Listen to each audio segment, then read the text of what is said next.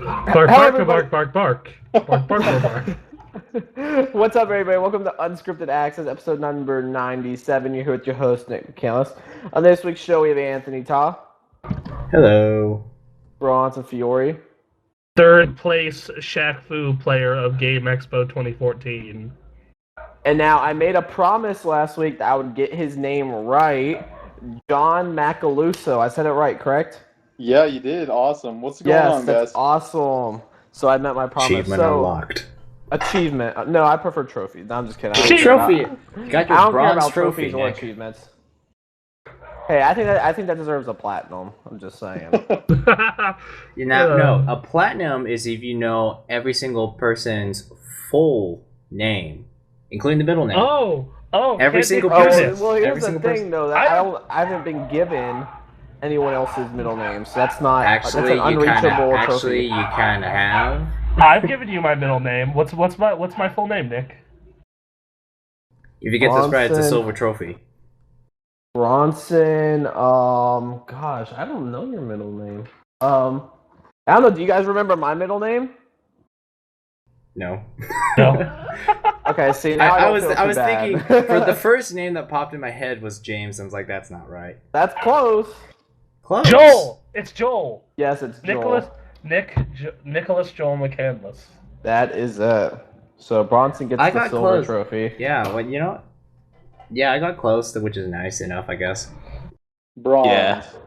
You opened you got the bronze. You set up the silver trophy for Bronson. Yeah. I remember it's like I was running through J in my mind. It wasn't James, so I was like Joel. My middle name is Donald J. Donald J. Yeah, I would have never got it. But moving along from middle names, as we have the lovely sound of dogs barking in the background. There are lots of things to blame for that. Just go. News that we had briefly talked about last week. Obviously, the announcement wasn't out, but we knew that Cliffy B was going to be announcing a new game. We knew he was kind of starting this new studio, and now the details have been released. So, Cliffy B is working on a free-to-play shooter, and it's being published by Nexon. It is codenamed Blue Streak, and the company name is Boss Key. They're starting in North Carolina. They're actually starting where I used to live. It's funny because I think I've mentioned this on the podcast before, but it was a long time ago, so I'll say it again.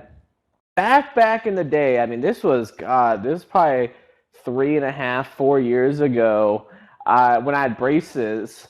I was going to the orthodontist, and I see this freaking nice-ass Lamborghini. Now, who's not going to look at a nice Lamborghini, right?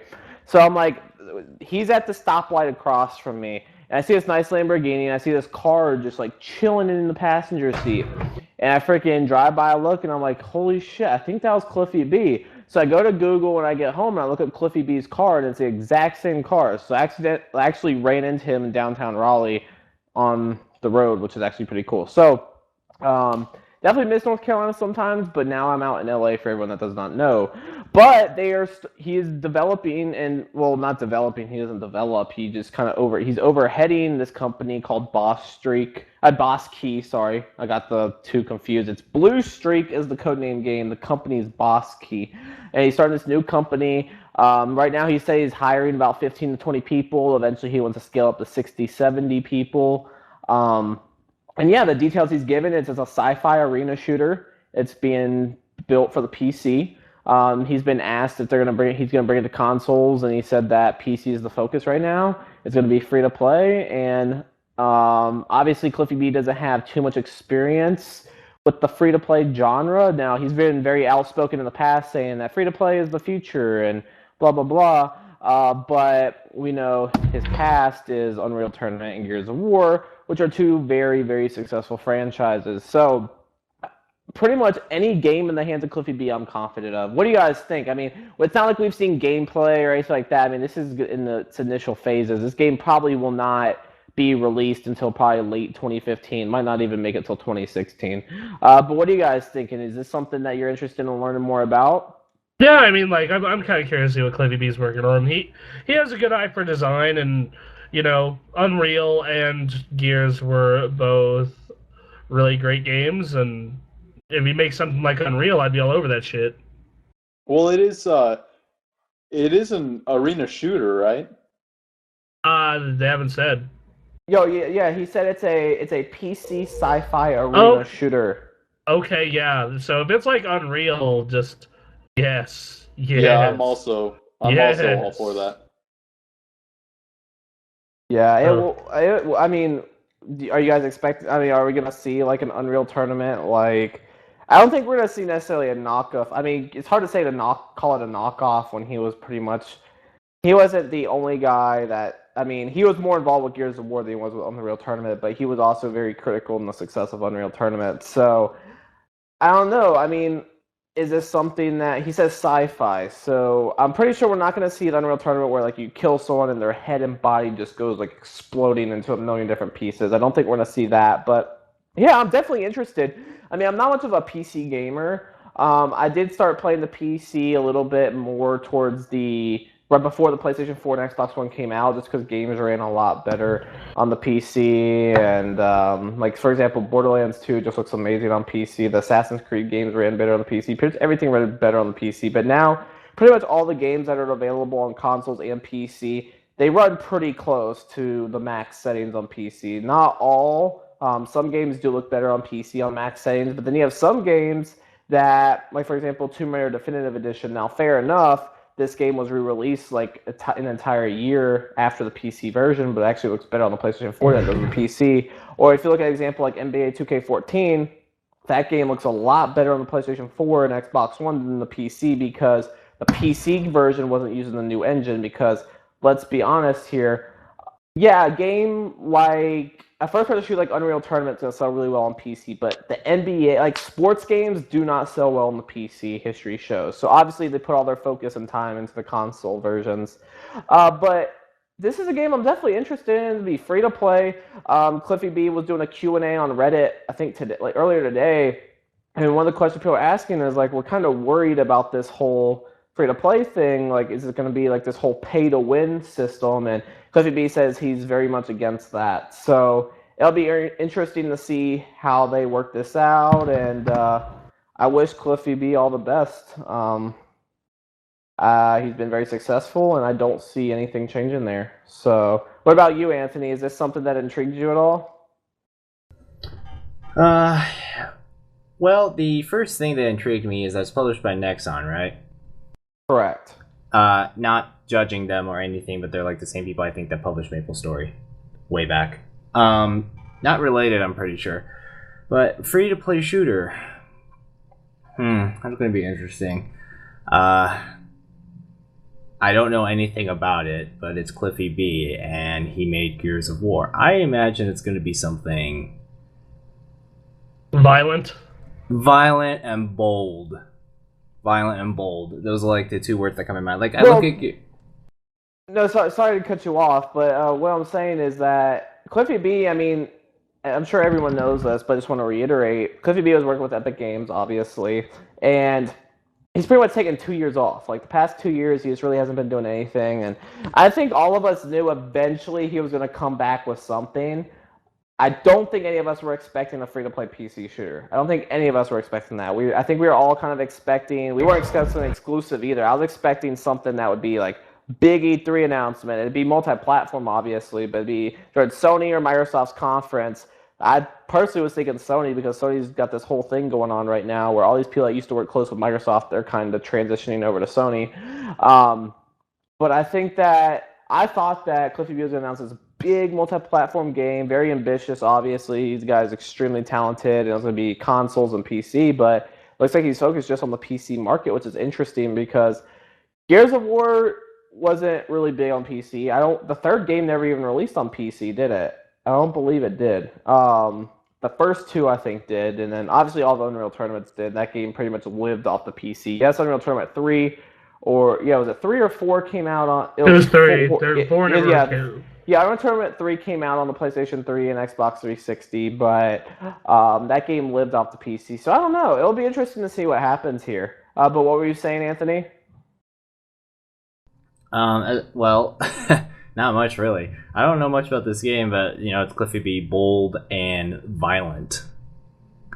Those are two things I think of because I mean, I'm really out of date when it comes to Cliffy B. Like for me, it's still that quote he made about Gears of War 2 about how it's bigger, better, and more badass. So, yeah, I just it yeah, I just don't know much. Yeah, I mean, no one really knows too much. I mean, he hasn't released too many details, and honestly, it's going to be something where I don't want to call this indie whatsoever because it's not. Because I'm sure Cliffy B has some pretty solid funding going on, and like you said, he's hiring 15 to 20 people, eventually 60 to 70 people. So that's not really something you can call indie. But at the same time, he is working with Nexon, which Nexon's a big company. Don't get me wrong, but it's not Microsoft or Sony or Activision or Ubisoft or anything like that. So it'll be interesting. I mean, like I said, Cliffy B has a very good track record. I can't remember the last game he came out with that was not good. So, yeah, I'm definitely excited in hearing more, and it'll be interesting to see where we hear the announcements. I guess it's going to be kind of something like what he did, where they're just going to be announcing things on the internet. I mean, if it's on PC, obviously we're not really going to see anything during E3. They might have a booth set up next E3, and they might have like maybe alpha code, and they might show a trailer, but we're not going to see it during Sony and Microsoft's conference unless something happens and Sony and Microsoft try to rush to Cliffy B and be like, hey, we'll pay you millions and millions of dollars to bring this game over to our console. Something like that could happen. Titanfall was originally supposed to be exclusive on the Xbox 360, or it wasn't even supposed to be exclusive, it was supposed to be on Xbox 360 and then PS3, and then Microsoft came in, got exclusive for the Xbox 360, and then they told them to hold off and release on the Xbox One because they needed games. So, who knows? Sony and Microsoft could cut a deal with them. So, we'll see what happens, but anything else anyone wants to say on this topic before we move on? I mean, nah, not really for me at least. Yeah. No, Continue, John. it's I think it's definitely exciting. Anything with Cliff, like you've been saying the entire time. Anything with Cliffy B is exciting and awesome usually. So I'll be looking forward to new information on it. Yeah, I don't think we're gonna see yes, I think we're gonna see a taste of Cliffy B, but I don't think we're gonna. I think a lot of people are expecting to see like a sci-fi, like Unreal Tournament. I'm not expecting that at all. I think he's trying something completely new because one thing that we've noticed is like, well, who's that guy that worked with he's like community manager of Call of Duty, and he moved on to make his own company, Robotoki. What's his name? I'm forgetting his name. Yeah, I know what you're talking about though. Yeah. Yeah, like these guys are. I'm not remembering his name for some reason, but he started Robotoki, and a lot of these guys, it's like they make these very successful games, and Cliffy B's very well off. The guy would not have to worry about working another day in his life. He's worth millions and millions of dollars.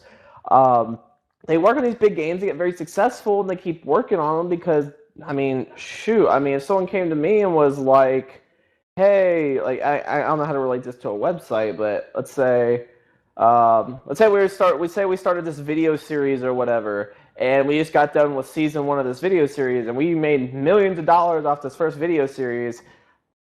Chances are I'm probably going to produce another second series of that video series because it made millions of dollars and people like it. But you would reach that point where it's like, okay, money's not really a factor anymore. I'm successful. I have money to live comfortably, but I'm tired of working on the same thing.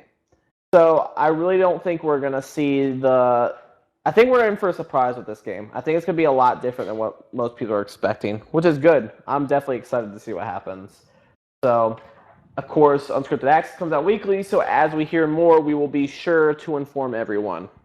Now, something that we'll move along to now is there's this conference going on in Brighton, and there's a lot of news coming out from Sony, and pretty much speaking with Mark Cerny and Andrew House, where they're pretty much talking about the whole process of making the PlayStation 4 happen and the pricing and going back and forth on whether we should include the camera, 4 gigabytes of RAM or 8 gigabytes of RAM. That kind of information has kind of been known for a while. But something that kind of came out that we did not know about was the fact that Sony, and this is actually very surprising to me, and I think Sony would have known better, because I think we kind of learned with the Xbox 360, but they were actually considering launching the PlayStation 4 without a hard drive. What the hell? Like, thank God they didn't. But could you imagine the disaster that the PlayStation 4 would have turned into if they released the PlayStation 4 without a hard drive? Oh my! Look at all the game installs. Like, honestly, if they launched the PlayStation 4 without a hard drive, like, here's the thing. They could have had a version with a hard drive and a version without a hard drive. And us hardcore gamers would not be impacted. But then you're causing fragmentation because not every PlayStation 4 user has a hard drive. This happened with Xbox 360, and it caused various problems. And Microsoft admitted that it was a mistake. To think that even Sony even considered this is kind of disturbing. It's like with the PlayStation 4, like you look at it and you're like, they did perfect. The price is good.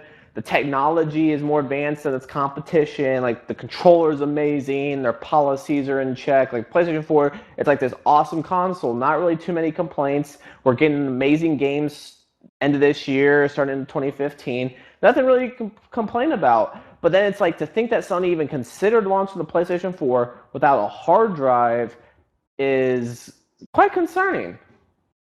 I think it tells you that these products go through tons and tons of development and focus testing, and someone at Sony said, like, heard that idea and went, "Are you retarded?" And that person was Mark Cerny and Andrew House.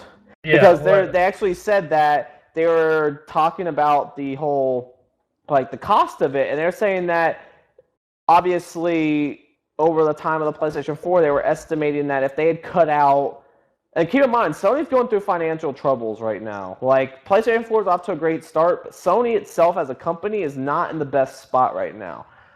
So keep in mind, the PlayStation is a part of Sony, so if Sony goes down and their funding drops, the funding for PlayStation drops too, no matter how successful the PlayStation brand is, because PlayStation lives off Sony. That if they would have come out with the PlayStation 4 and they did not have a hard drive, it would have saved them $1 billion. Which, so you say to Sony, $1 billion? Saving $1 billion to Sony is very critical. Like, that's a lot of money. And an extra $1 billion is hard for something. It's hard for Sony to give up right now. I mean, it's not like they're Apple, where Apple's got like 120 billion just like chilling in the bank, and they're just swimming in money. It's not like that. Sony is really desperate for money. There are various layoffs.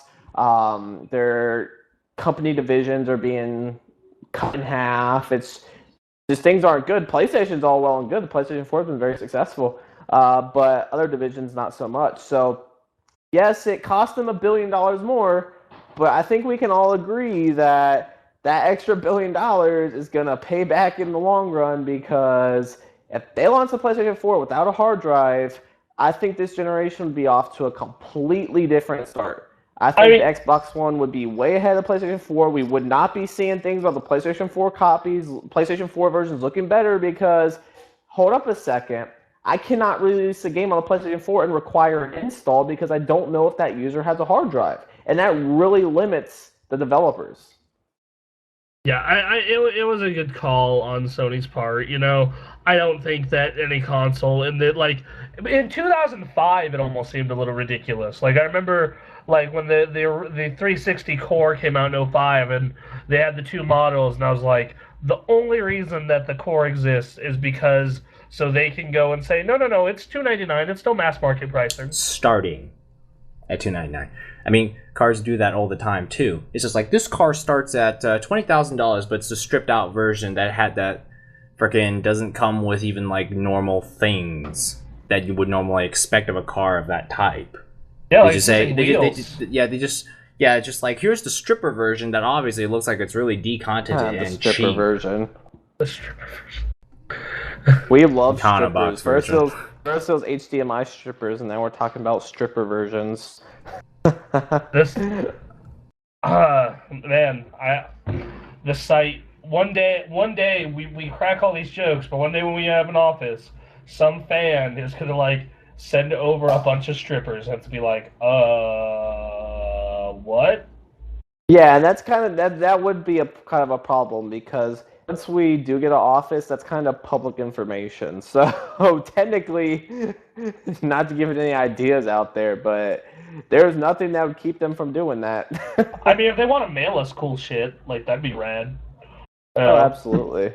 Like But just like going out, like we go out for our lunch break, and there's just a whole group of strippers just chilling there. That'd be an issue. I remember like I was watching one of Giant Bob's mailbags, and someone sent them a 10-pound gummy bear. A 10-pound gummy bear. That sounds amazing. I know, right? Like, holy shit! Could you imagine a 10-pound gummy bear? How delicious that is. The question is how long it would take to finish that. That's a lot of sure. That's a lot of gummy right there. How sick you would get too! Oh my god, you would just feel the worst. Like, I mean, could you like imagine just even eating a pound of gummy bear? Think about a pound of gummy bear. Like, holy shit! That's a lot. You'd be really sick. I'd be really happy. Then you would be really rainbow vomiting everywhere. Yeah, I don't know if you'd be happy. You'd be happy while you're eating it, but once it hits your stomach, you're not going to be too happy when you... Yeah, I like... feel like it'd be worth it. I mean, I've never experienced throwing up because of overconsumption of gummies, but if I had to take a guess, it's probably not too pleasant. Well, I mean, you can just stop. Yeah. That's just true. Make that 10-pound gummy last half the year. I mean, yeah, or distribute it among, I guess in their case, distribute it among the staff and still have enough gummy for a whole week. Yeah, because there's 6 staff members. So, I mean... That's more than a pound each person, dang.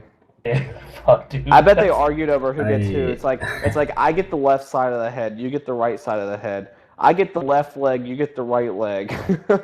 Oh my god, I ate a 1-pound burger. It's called the Pounder, and when we got it. And even that for me was a lot of food. So you can imagine like a pound of just sugar going down into your just stomach. all a gummy is sugar. I mean, yeah, like that would be horrible. I mean, I've had the Pounder at the restaurant he's talking about also, and it is a chore to finish that thing. Wait, where is this? The Gold and Silver. Alright. It's a giant ass hamburger. It's really good too. I'll have to go there. Yeah, if you would have hung around at Game Expo, that's where we went after. Oh, because Juicy's was closed and so was Chuck's Boulevard. So we're like, well, what's open 24 hours? So which that's also why that restaurant is known as the place you go when you are very, very drunk or hungover. Well, yeah, because when you're drunk or hungover, nothing beats a big juicy burger. That or Awful, which that's another giant. Awful was a big one for me. Yeah, for me it was all like, that was definitely on my list. Awful, like when you are sober, I think it's overrated, but when you are really drunk, it is the best. When you're drunk, anything that's greasy and terrible for you tastes good. They give you so many fries too. Yeah. Just cover that shit in fries. Isn't it a pound of fries or a half pound? I think it's a pound. It's a good amount. Like a really good amount. I don't even like French fries that much. I'd actually rather go to Gold and Silver though, because there's more variety than just burgers. You can order hash browns, which... That's my thing with In-N-Out. Like, In-N-Out is good, but the only thing you can get there is a burger, so you get tired of it really quick. Exactly. Like, I understand that.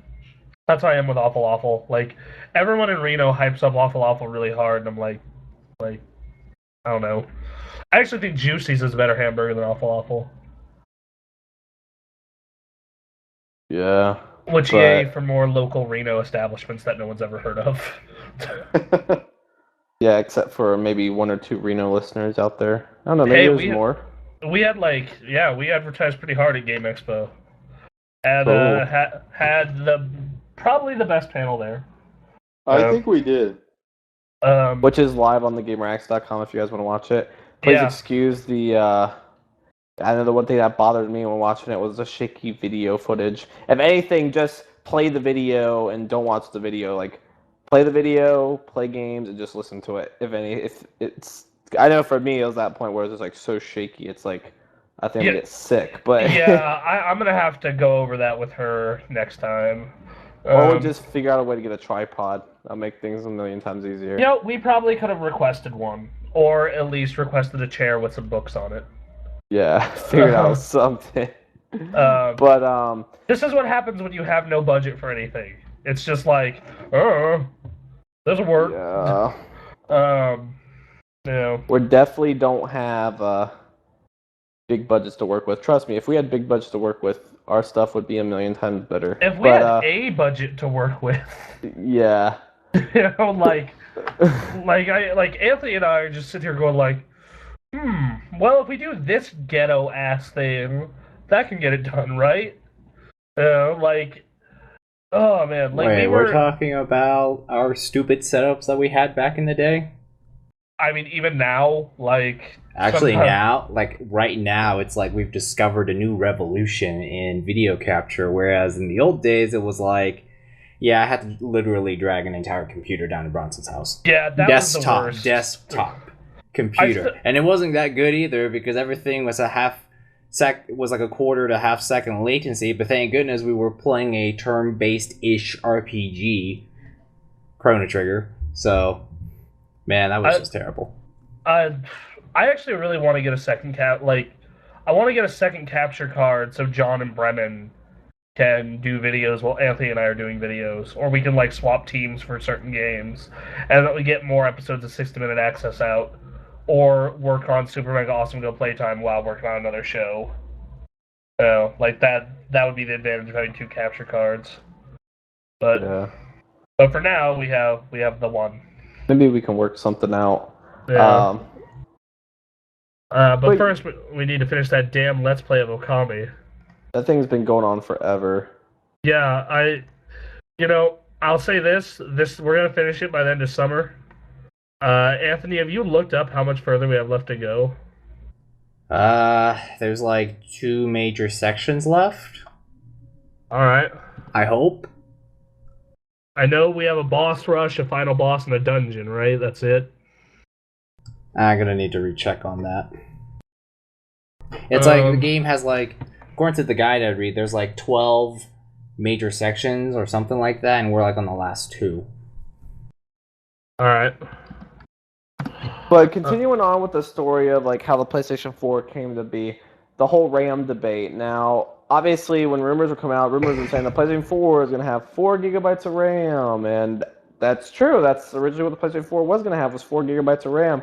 And then Sony, almost kind of at the last minute, decided, hey, we'll go with 8 gigabytes. Once again, Sony came out and said this was a $1 billion decision. So, as you can imagine, between the hard drive and the RAM, that's $2 billion. What's $2 billion to a company that's in having financial struggles? That's kind of hard to just be like, okay, we'll give you guys the extra $2 billion. Because even though Andrew House is kind of like the head of like this place, well, not the head of the PlayStation division, but a key decision maker, he doesn't, at the end of the day, he doesn't make some of the decisions. Like, he still has to report to someone and request those funds. So it's like, okay, let me go to someone and convince them that I need $2 billion to make this happen. I'm sure that was not an easy task. But I mean, you think about it, it was like PlayStation 3, the start of it. Yeah, and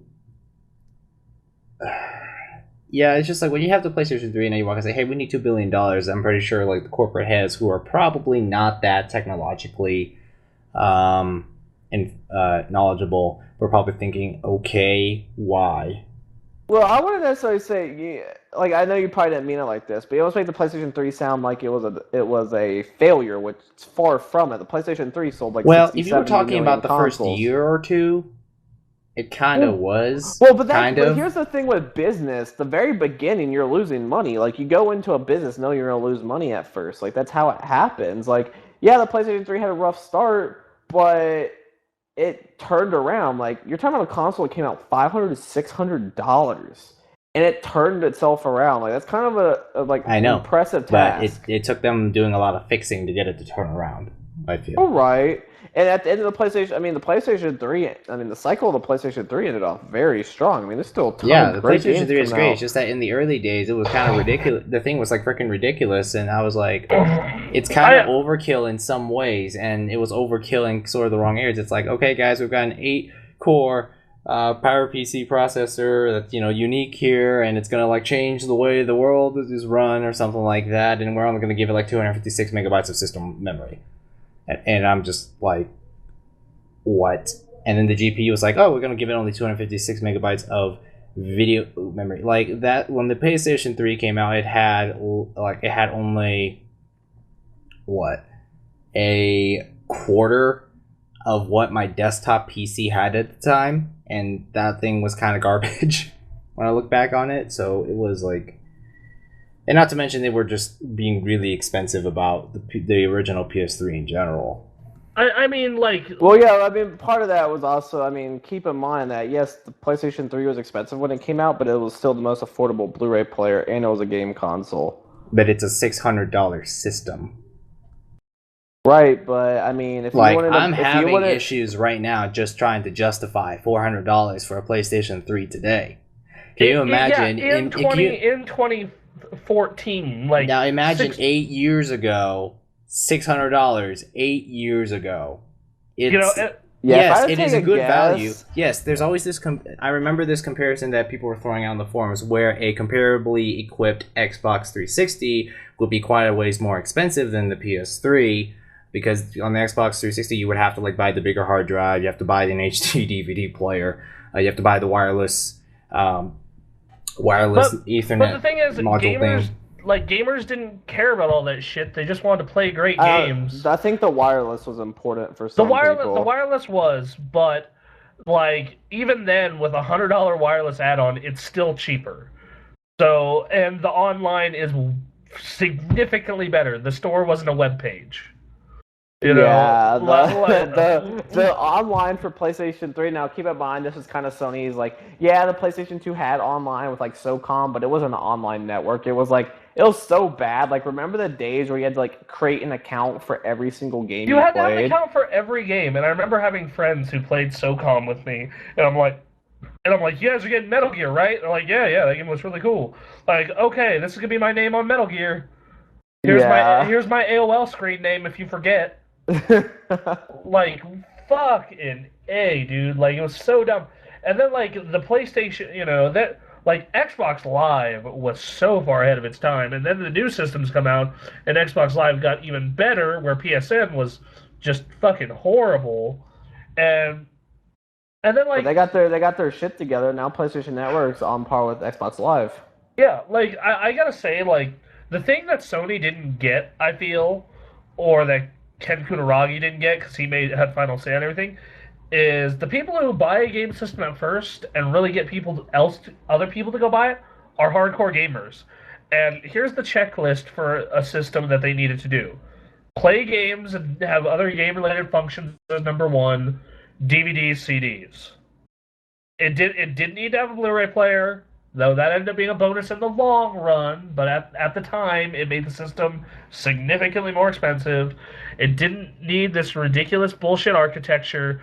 I don't know why it had media card readers. That was just weird. Well, here's the thing. Like, yeah, that was really, really weird. But you got to remember, like, at the time, which we know is just not the way to go, because that's kind of how the Xbox One started before it came out, and it wasn't the right way to go. It's like PlayStation 3 was going to be the epicenter, like the center of your living room. You wouldn't need anything else. All you need is a television. Like, they were pushing the PlayStation 3 like it would replace a computer. Like, this was going to be your computer. You could store all your music, all your photos. You could put Linux on it back in the day. Yeah, you could install Linux on it. Settings.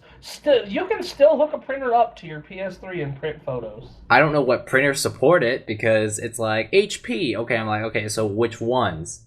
Because I don't know if they ever updated the darn thing in like the entire 8 years, nearly 8 years it's been out now. I mean, the last time they updated the web browser was like 2 years ago, so I mean, who knows? Right, you made a useless web browser slightly more useful. Updating the internet browser is just something they do when they've ran out of tasks to do. It's like, okay, we are paying these guys to work. We need them to work on something. We currently don't have anything. Update How the web about browser. how about just finishing home and then just call it a day? Well, that was a different team, though. I mean, the guys who were taking care of the firmware were a different team than who was working on PlayStation Home. But still, it's like that web browser. I think I've only used it a little bit, and even then it was difficult because you plug it in a mouse, you plug in a keyboard, but even then it doesn't work like a normal internet browser that you might be used to in Linux, Mac, or Windows, because some key commands that you would expect just aren't there. So using the web browser is just awkward, and they didn't really design the controls too well, so it's like, yeah, this web browser is kind of useless. That's what I thought of it, but I mean, I look at that early PS3, and I mean, that's what happens when you fuck up in every possible way, except for the few. It was kind of doing things that I wasn't sure if anyone even cared about. Does anybody remember? It's called Life with PlayStation, right? Well, I mean, that was just that was a publicity stunt. Like, that's good PR they were getting. It's good. That didn't cost them anything either. Like, they didn't Stanford develop that. That didn't the stuff that I'm talking about is why the fuck do you guys have media card readers on this? Well, because like I said, it was supposed to be the center of your living room, so you could go on a vacation, take pictures with your DSLR, come back, put the card in your PlayStation 3, and then view your pictures on your television. Well, that's what they were pushing this as. The thing is, though, is because they were pushing that shit, it took away from, game aspects of that system. And absolutely. And that's kind of how the Xbox One was introduced. It's like, okay, E3, they talked all about games, but when they first announced the Xbox One, it's like, okay, yay, we're getting Netflix, we're getting YouTube. Well, guess what? My TV has that built in. I really don't care. I don't need that on my console. So, I mean, eventually they got their shit together. I mean, the first couple years were kind of rough. I mean, yeah, we had some good games. I mean, Heavenly Sword came out early in the life cycle. I think the first Uncharted came out was after 2 years. That was the first year. It came out 2007. Yeah. So, there were some good games that came out, but it was definitely not on the level of Xbox 360 in many aspects. It was $200 more expensive, or $100 after the first couple months. It wasn't backwards compatible it was, and then it wasn't, versus Xbox 360, which most of the shit you care about is backwards compatible. Then you factor in the fact that all the games look better on the Xbox One or play better, and you mean Xbox 360, yeah. Sorry, 360. Sorry, I'm living in the future. But which is not the case. Games run better on the PlayStation 4 now. Look better on the PlayStation 4. Yeah, they ran and looked better on the 360. They had the online was better on the 360. Controller, you could argue. I preferred the PS3, but I know a lot of people preferred the 360. It was just this Sony. For the first 2 years was kind of getting their butts kicked, and they had to have those exclusives. They had to. There was no other way. There were very few reasons why you could justify it at the time. 2010, 2011, now, there's absolutely plenty of reasons to buy a PS3 over a 360. But at the time, 06, 07, maybe first half of 08, it was, of course I'm buying the Xbox 360. Or Wii, or almost for the price of a PS3, you could have got a 360 and a Wii. It was only $50 more. So I mean, that's just horrible. But I mean, they eventually rebounded, but they had to do a lot of damage control. In fact, they had to do a lot more than Microsoft is currently doing. Oh yeah, the PS3 was definitely on the wrong path, but they completely got their shit together, and PlayStation 3 was definitely a success. It's far, far, far from anything but a success. You can't really say it's almost at 80 million consoles sold now. I think it might be. Yeah, I know Sony released a statement, I believe it was today or yesterday, saying that they've sold 100 million PlayStation 3s, PlayStation 4s, and Vitas combined, which Vitas is like a very small percentage of that, but they come out and said that between PlayStation 3, PlayStation 4, and the Vita, 100 million units have been sold. So that's definitely a success, and at the rate the PlayStation 4 is selling right now, I mean, the PlayStation 4 could definitely exceed 100 million consoles by the time the next PlayStation comes out. So he's off to a good start. Thank God they decided to invest this extra $2 billion because it's just like, it's hard to imagine. Like, imagine it, like, look at the PlayStation 4, look at the success it's having, look at all the advantages it has. I mean, every game, I mean, at least to my knowledge, correct me if I'm wrong, to this date, there has not been a game that runs better on the Xbox One than the PlayStation 4. But there has been various games that run a lot better and look a lot better on the PlayStation 4, including some games that were almost marketed as Microsoft exclusives, being the Call of Duty franchise, Call of Duty Ghosts, 1080p on PlayStation 4, 720p on the Xbox One. Destiny, huge game coming out, it's going to look better on the PlayStation 4. And even Sony said during the press conference, they're like, every game we show is either exclusive or is going to look and run better than our competition. Obviously, if they had decided to go without a hard drive and with only 4 gigabytes of RAM, it would be a completely different conversation. Honestly, yeah. I am willing to put out there, and please let me know if you disagree with me, I'm willing to put a statement out there saying that if Sony would have released the PlayStation 4 with only 4 gigabytes of RAM and without a hard drive, the PlayStation 4 would be having a terrible start. Just because you got to think about it this way, the games that are out right now wouldn't look as good. You would talk about disadvantages between multi-platform games. The multi-platform games would probably look and run better on the Xbox One because that's double the RAM, and you have, with the Xbox One, it would be a standard procedure to install part of the game, whereas PlayStation 4, they couldn't really enforce that because there's PlayStation 4s on the market without a hard drive. So, yeah, I'd be willing to say that. It would probably be cheaper too. Yeah, it would be cheaper. That's the key thing. Because instead of having a $400 system, you now have a $350 system, maybe even $300 if they pushed it. Whereas the Xbox One would still come out at $500. That's like a $150 gap. Yeah, that's pretty big. Right, but then you're causing a huge issue with the developers, and you're just gonna piss the developers off by doing that. And pissing your developers off is not good because Sony kind of did that with the PlayStation 3 by releasing a console that was a completely different architecture. Hey guys, we've got a brand new PlayStation 3, but we spent so much time talking about Cell that we forgot to make you some decent development tools. Peace. So here's something that did happen with the PS4.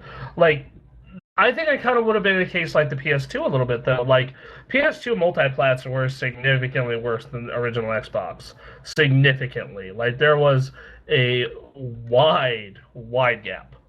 Here's the difference here. Like, you're talking about on the PlayStation 2 and Xbox, there was no comparison when looking at games. I mean, yes, Microsoft had like their Fable and Halo, but the amount of exclusives the PlayStation 2 had over the Xbox was just something that was complete, like, not even comparable. But the reason it had that is because of market share, like third parties said. Oh, absolutely. Yeah, and I think that something similar could happen because right now the PS4 is still outselling the Xbox One, something like 2-1, and if it was $300, still had all the multi-plats, but they just ran worse. But then you gotta remember, Microsoft had that Sony came out and said, no, fucking used games are okay, fucking under $400, you know, like, that would be, doesn't need to be connected to the internet, like, that would have been that's still, like, bad press for Microsoft. Like, I think, yeah, Xbox would have been doing, you know, it would have been a more even race, but I don't think it would have been a blowout, you know. Well, because here's the thing, like, you gotta look at it differently, though. You gotta understand, like, not including a hard drive in your console, that's something that's very, I lost the word I was gonna say, but that causes a shit ton of issues because you are literally causing an entirely new job for a developer. It's how are we going to make this game run without requiring an install? Every Th- single th- game that th- comes this is out. how, this is how you put a faster disk drive in the PS4. Here's the Like problem. Here's the problem, Bronson. Disk media is really slow by today's standards. Yeah, Very slow. Okay, sure, the Wii U does it decently, but the Wii U then again only has like a gigabyte of RAM reserved in its for games. So loading off the disc isn't really as big of a deal. Whereas with the PlayStation 4, if they went with 4 gigabytes of RAM and no hard drive, let's just say that you have a level that needs like 2 gigabytes of loading, and you have to load that off the Blu-ray drive. That takes a long time. Blu-ray hasn't kept up with the fact, Blu-ray drives haven't really kept up with how huge these games have gotten. Fair enough. One thing I will say is you can never predict how this shit will go, and Wii U is gonna make a comeback. Let's do it, Nintendo. Come on, make the dream a reality. Mario Kart has caused that system to actually start selling. Now let's keep it up with Smash. Come on, let's. How great would it be if Nintendo somehow pulled second place out of their ass this generation? That would be that would be very difficult. That would be a bigger turnaround than the PlayStation 3. that would be a huge turnaround, because at this point, Nintendo's the Wii U is kind of like that weird niche thing. It's just like, hey, you want something different that isn't conventional? Well, here's the Wii U. And I understand everyone gives it. You sounded less like a fucking like mid, like a Billy Mays type. Do you want something different? I mean, how do you sell the Wii U at this point? I mean, you basically look at its game. Nintendo figured out. They go Mario Kart. Look how pretty Mario Kart is. Yeah, but that didn't exactly save the GameCube from its problems, now did it? No, but then they also go Smash Brothers. Look, we have new Smash Brothers. Granted, the thing with the Wii U, the games that are really gonna boost that console are Smash Brothers and Zelda. I mean, you're talking about two of the biggest franchises of all time in video games right there. I actually want to talk about Zelda, because I think John might have watched the video by now. But I watched that sequelitis on Zelda Ocarina of Time. And, they're talking about how the new Zelda is going to be more open-worldy. And, I'm kind of curious how that is going to go. Because they did more exploration in A Link Between Worlds. And I really need to finish that game. I kind of feel bad for not finishing it now. I like that game. It's good. I don't understand what the ridiculous craze was, but I think it's overall a very well-rounded game. No, I can explain what the craze was. It's they brought exploration back to Zelda.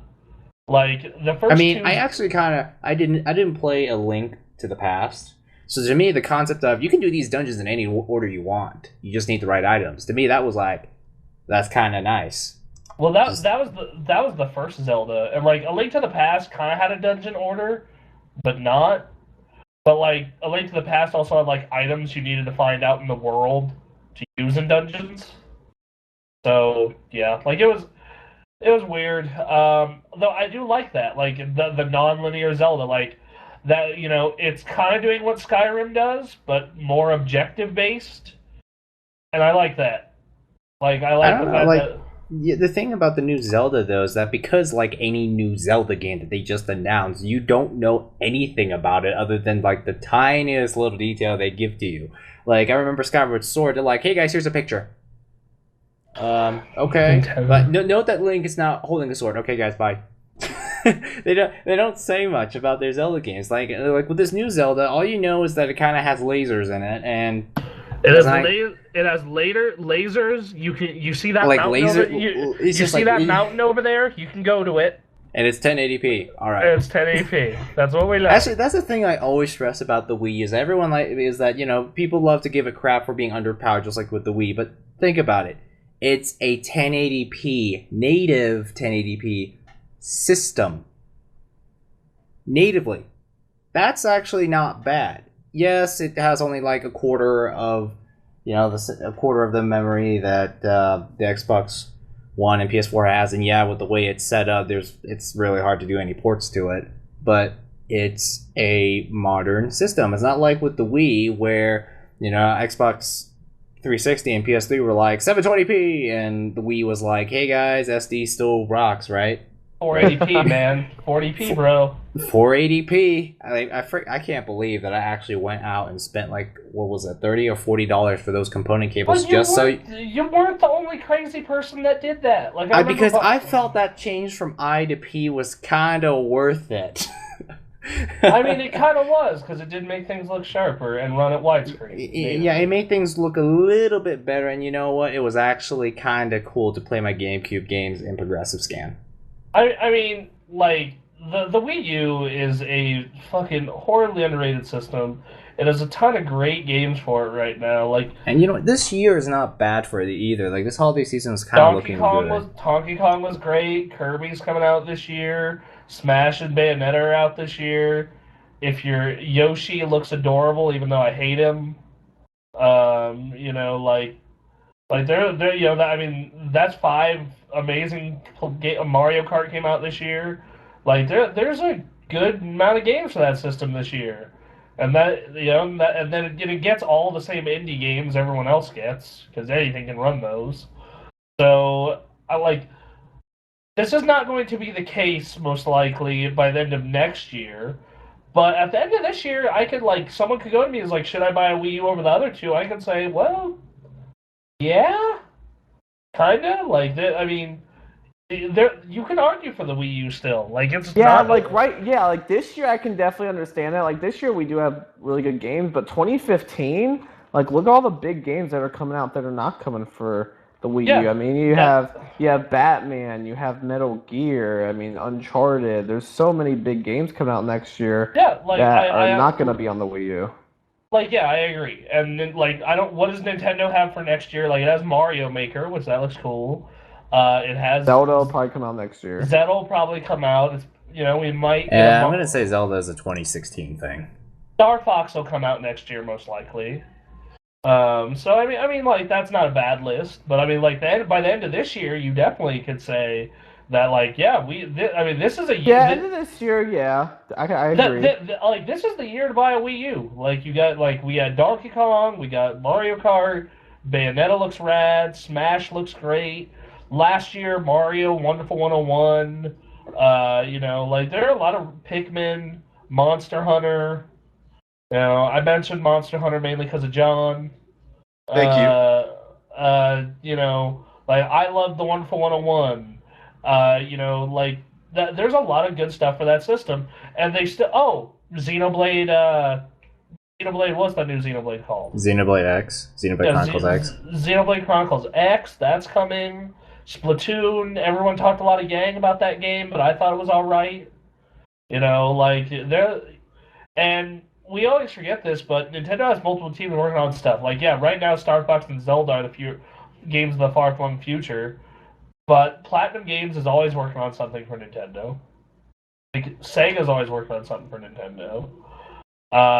We still have yet to see anything from Shin Megami Tensei X Mega Man. Fire Emblem. Fire Emblem. I don't know why I said Mega Man. Jesus. The thing that I'm a little worried about is is it gonna have Fire Emblem gameplay or Shin Megami Tensei gameplay? Because I just don't understand Mega 10 gameplay. I tried Persona and I kind of didn't get it, and I tried Mega 10 4, which I really don't get.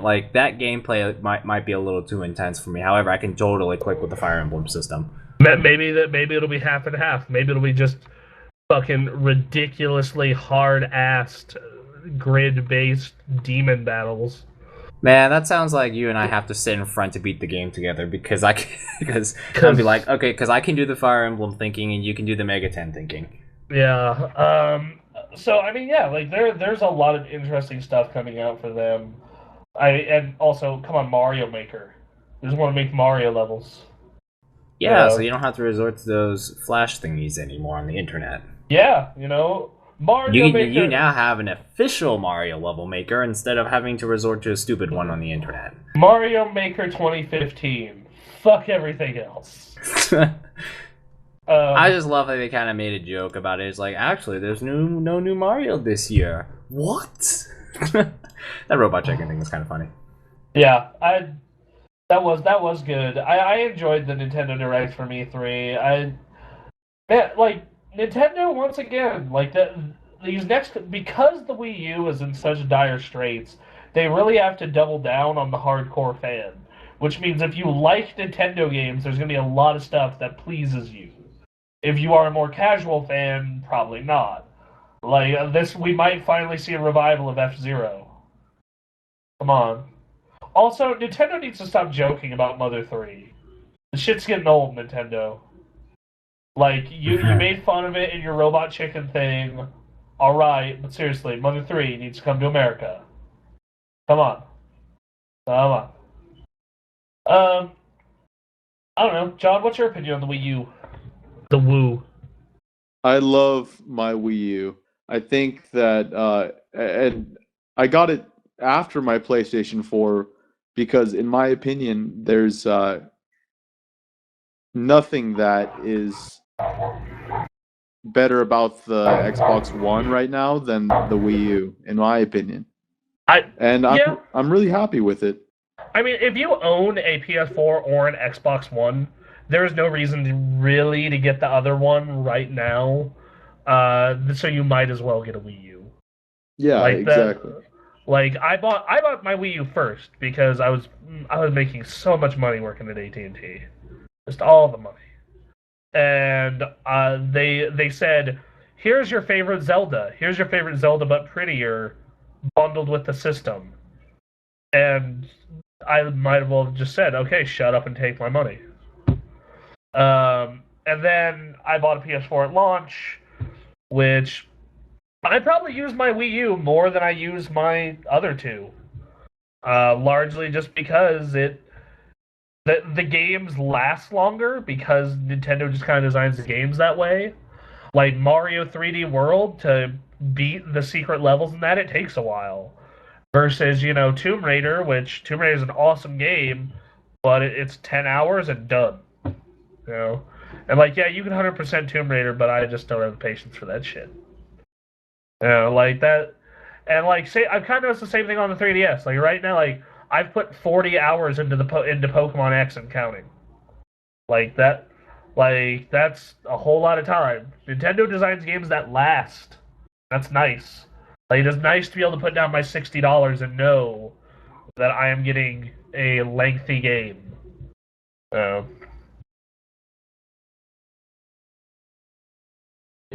I mean, 24 this year. I mean, there's good games. Don't get us wrong. I mean, PlayStation 4, you've got Little Big Planet 3, you've got Drive Club, Destiny's multi-platform, but it's only on PlayStation 4 and Xbox One. Well, and the PS3 and the Xbox 360 and PC. Destiny's coming out on PC, right? Not till next year would be my bet. Okay, gotcha. So, PlayStation 4, Xbox One, PS3, Xbox 360. But then on the Xbox One side, you have Halo Sunset Collection, Overdrive, the Halo Collection. What's the other game coming out on the Xbox One this year? That Dead Rising thing is already out. But yeah, the Dead Rising DLC. There was something else though. Oh, yeah, Forza Horizon 2, Damn Central. Halo Collection. That's all we need. Yeah. That's all I care about. I care about Destiny. That's what I want. I want Dance Central. I'm gonna play a lot of Dance Central, but yeah, man, that Halo collection. John and I are gonna make little kids cry at Halo tournaments. It'll be great. Yeah, we're gonna get our revenge. Yeah. So all you little kids out there, heads up. Yeah.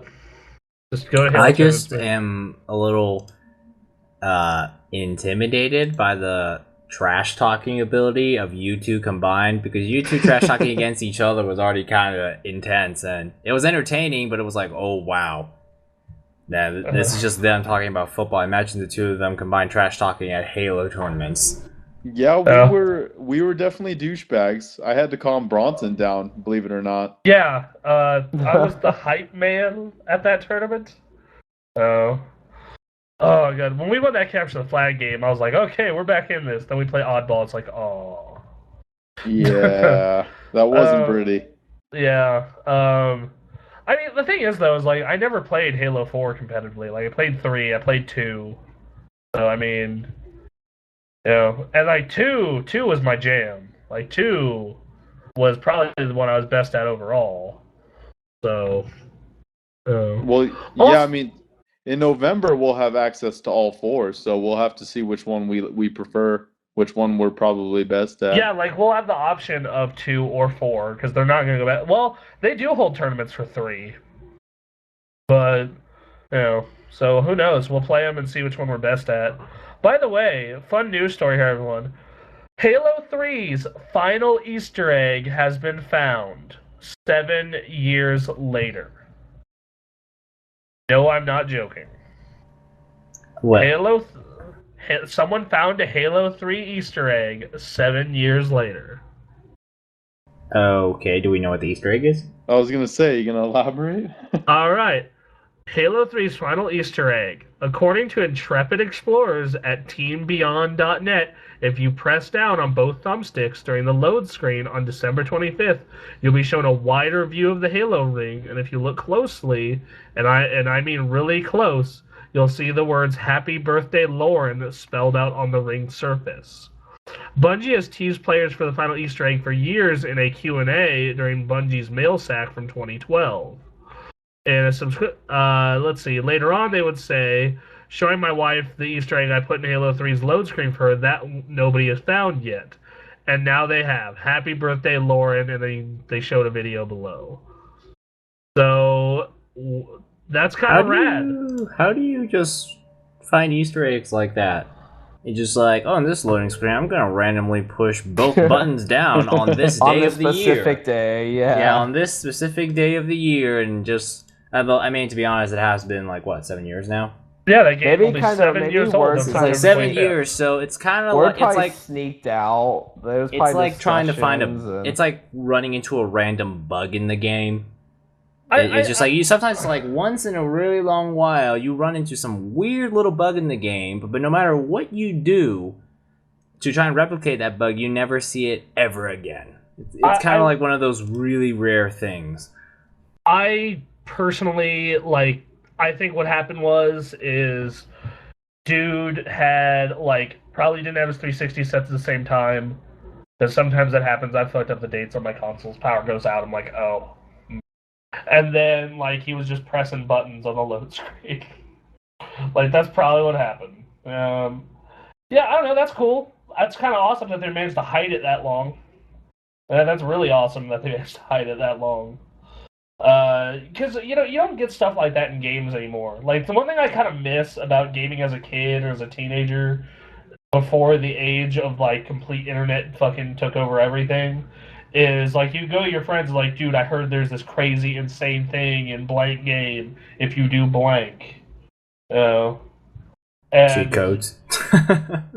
Yeah, like, cheat codes were a thing, but I'm talking about, like, more just kind of Easter egg stuff. Like, oh, yeah, man, did you hear in Mario you can get to Minus World? What the fuck is Minus World?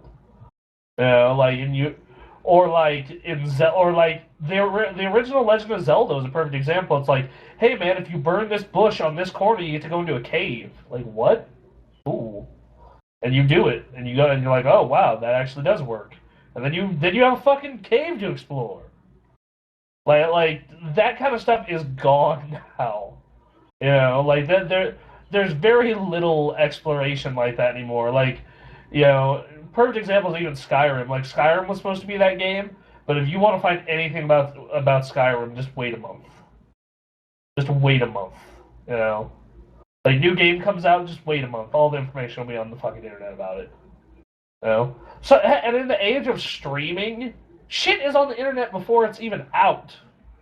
Like, I mean, I remember fucking, like, going on IGN, like, 3 days before Infamous is out, and the guide is written. And I'm like, what the fuck? Really?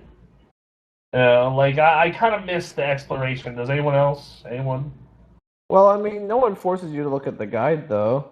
No, but, like, you hear it's always there. You could make your day in that one particular dungeon MMO so much easier if you just read a guide. In MMOs, you have to, like... Actually, in MMOs, I mean, I think, like, one of the fun things about going into things blind is that you're kind of like, okay, so we noticed this particular thing is happening, and this particular is happening, but when we do it this way, we got killed because of this. That kind of problem solving, because you have to, it's more rewarding when you figure things out on your own. It's a lot like how you sit down with a math problem. Well, you could Google the answer on the internet because, you could cheat and freaking put your math problem onto the internet, and chances are you found the solution somewhere. But, having sit down and actually do it yourself and realize, oh, so this is how it works. You do this, and which leads to this. It's just really nice knowing, figuring out things on your own, and it's just one of the funs of playing games. I mean, an MMO is a perfect example. Like, there are so many times you'll go into a dungeon and be like, someone will be like, wow, dude, have you read the guide? Why do you blow so hard? It's like, because I want to actually, learn the mechanics and not just read a guide and then own it. And, I feel as though part of the thing I kind of miss about the Wild West of MMOs like EverQuest and WoW is WoW Wiki didn't exist. The EverQuest Wiki didn't exist. Fucking just, it was like, holy shit, where'd you get that piece of gear? It's like, dude did this, and this. Like, well, how can I do this, and this? And you had to, go and figure it out. Now, like I said, no one makes you look at the guide, but it also, means you can fact-check everything, too. So if someone says, something like, oh, yeah, this happens, you immediately fact-check it, and you're like, oh, well, I guess that's not true, or it is true, or, whatever it is. I remember, this ended up being true, but I remember playing Final Fantasy X, and my friend coming to me and was like, so, in Final Fantasy X, if you dodge 100 lightning bolts, you get a special weapon. And I said, bullshit. And I did it, and I got a special weapon. And it was the most frustrating 4 hours of my 13-year-old life. And because you have to, what it is in Final Fantasy X, there's this, what's it called, John? You played that game recently, Lightning Field or something like that? Yeah, it's been a long time since I played it. Yeah, it's been a couple months for you. But, you're in these lightning fields. If you dodge 100 of them, you get, I forgot you get someone's ultimate weapon. And you're like, oh, that's kick-ass. No, it's not. Because if you fuck up once, you have to start over. And you have to dodge 100 of them. It's 100 in a row. Yes, it's 100 in a row. Okay, I'm going to have to do that. Yeah. You should look up how to get the ultimate weapons for that game, because it makes the last boss fight significantly easier. When we went up to Tahoe, in the car, Theo was actually playing it on his Vita, and he has, everyone maxed out. He beat the final boss in, 10 turns. It was ridiculous. That's something I've got to do. Yeah, it was cool to see. Oh yeah, 999. Everything's 9s for most characters. Bahamut, his average hit does 999,000 damage, or 99,000 damage. It's just nuts. Yeah, that's crazy. Overdrives do almost 1 million. Fuck. I remember that my first time through Final Fantasy X, I didn't fully understand the sphere grid, so I really fucked up all my characters' leveling, and it made that game significantly harder. So right now I'm playing, I'm like, why is this game so easy 10 years later? Is it because I actually understand it? You made good decisions. Yeah, everyone is going through their correct sphere grid. Everyone's getting... For me, that was Pokemon. Because, yes, I understand that in the early Pokemon games, we just level 1 Pokemon completely one-shot everything, but to be honest, when I played Pokemon Silver, I only leveled 1 Pokemon because I didn't realize you can switch Pokemon in your party and level them, so when I got to the 3rd gym with that frickin' Miltank, it was the end of the fucking world. Whitney's Miltank can go die in a fire. Yeah. It is a cow, right? Yeah. Yeah, steak. Well, cow steak. Thing, yeah. Yeah. Steak. Steak! Yeah, and the problem is that rollout, I believe, is a rock-type move. I think. And I had a Quilava, which is a fire-type. And fire-types are weak against rocks, I think. Yeah, so I was guaranteed to lose. I had that stupid thing KO'd my party several times. I had a Totodile, and I want to say a Hoot or Noctowl. So it wasn't as much of a pain in the ass for me. but it was still not fun.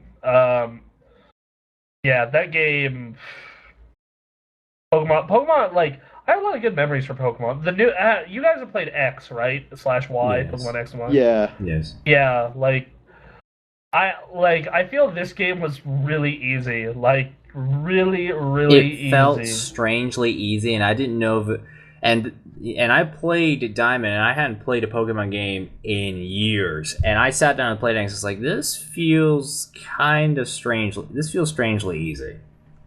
Like It's not punishing me like Diamond did. And when I got Pokemon Diamond back in the day, I actually knew quite a lot about Pokemon. I'm like, okay, this type is weak against this type, this type is weak against that type.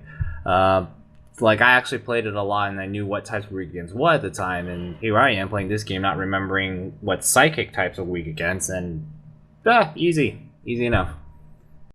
Yeah, psychics are weak to Ghost, by the way. But yeah, man, that game, I basically just swept everyone with Blaziken. Like Blaziken. That's the other thing too. You could have like one Pokemon just like wreck everything. Like I chose so they gave you a free Torchic as a starter, like the second you get Mystery Gift, and I was like, well, I like Charmander, but Charizard isn't as awesome as Blaziken, and Fire I had 3 fire types, and then I just put the Pokemon. I realized I should have started with Froakie, but whatever. Because right now. Sorry, this is a bit random, but I just got really freaked out for a brief moment. I'm playing Civ 5 right now with this Mass Effect add-on. And I just had like the biggest picture of Jarvik from Mass Effect 3, the Prothean, just randomly poof into my screen because I met his civilization, and for a moment I was just almost like freaked out because I'm like, oh whoa, what that is? Oh, that's just. He's the best party member in that that's game. just Jarvik. He just mocks you the entire time, doesn't he? He mocks everyone. Like when you first find him, he's like, the Solarians, they can talk. It's like yes, they're quite intelligent. They used to eat flies. Just damn. Yeah, Mass Effect 3 was a good game, but flawed. It's good. I like it. So it has the best gameplay. I agree with that. I have that game and all of its DLC on the PS3. Same with Mass Effect 2 and Mass Effect 1. And one day I really want to go through the trilogy again, but I need a spare 100 hours to do that. Yeah, it's gonna take a while. Because Mass Effect 1 is like a 12-ish hour game. I'd say if you're just gonna blaze through it, I think maybe 15. Yeah, like it's because 15 let's be honest here, you're not gonna be well equipped if you blaze through it, so everything becomes a bit harder. Oh no, and you've got some mediocre gameplay to deal with.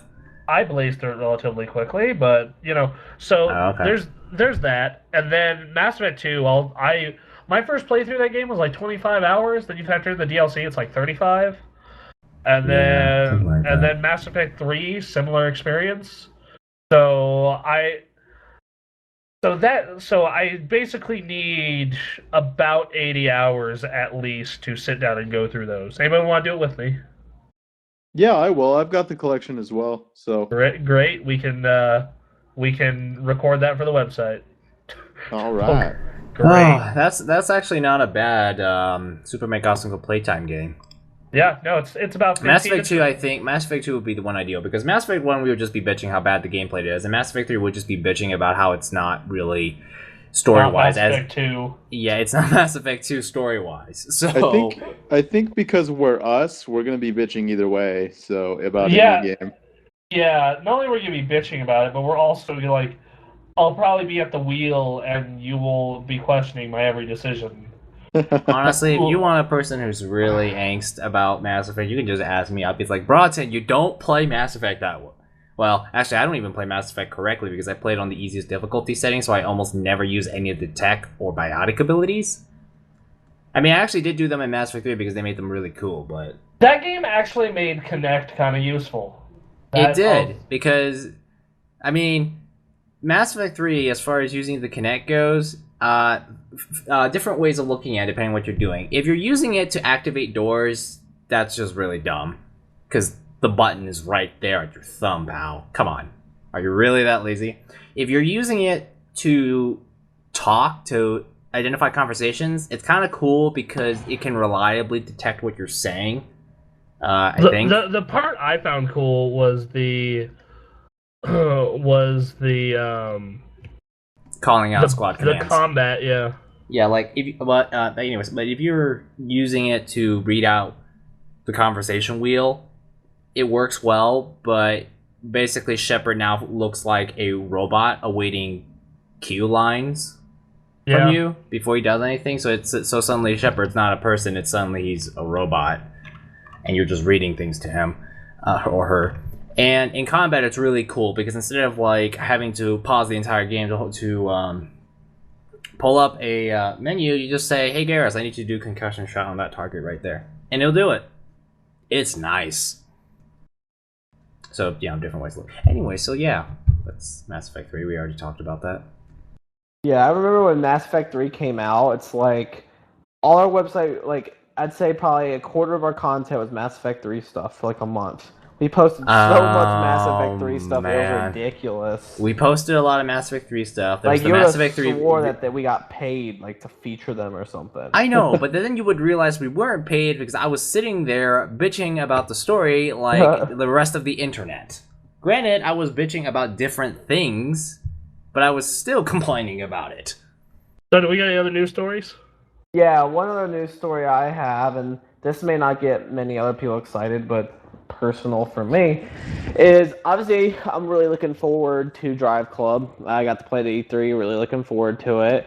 And Drive Club is being worked on by the same team as MotorStorm, and anyone that's been following what we've been doing at the GameX for a long time knows that I'm a huge fan of MotorStorm.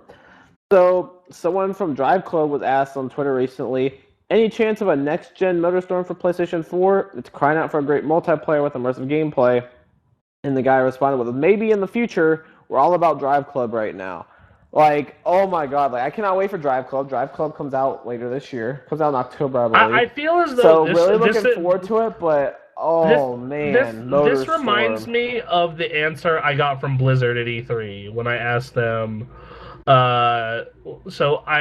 When I was playing the Diablo demo, I was chatting with the guy. You know, you'll chat with him as you play, and I was like, "So I love all the stuff you guys make, but Warcraft 4, is that going to be a thing?"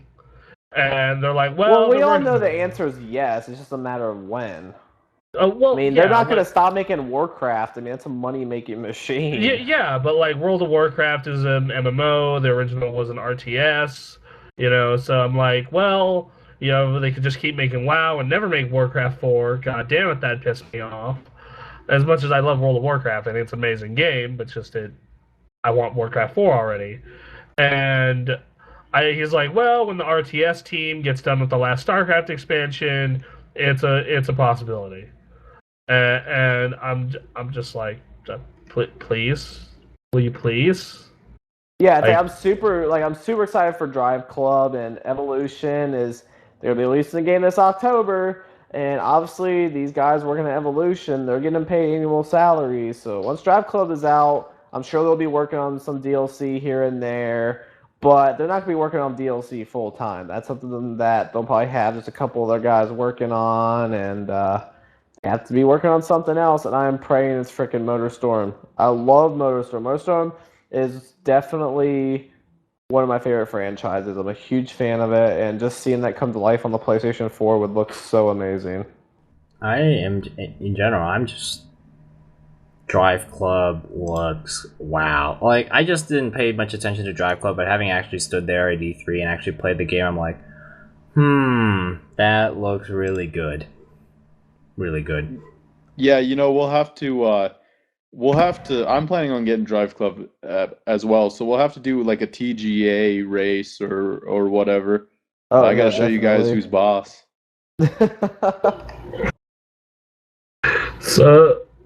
So much shit talk is going around. Oh, just so Madden is gonna be the worst.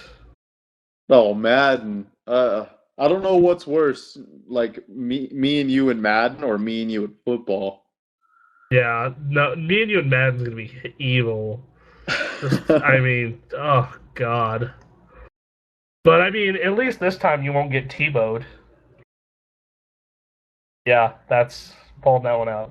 You got scored a last minute touchdown with Tim Tebow to take the lead. It's all right. When I beat you, all you'll be talking about is the past anyway, so it's all good. Oh, okay. This is the kind of trash talk that's really entertaining, but also kind of scary. Oh. So that's all the news stories I had. I mean, is there any other fans of MotorStorm here? I liked the games. I really liked that third one. It was good. I think they need to tone down the difficulty on those games a little bit. Oh, they're definitely difficult. That's for sure.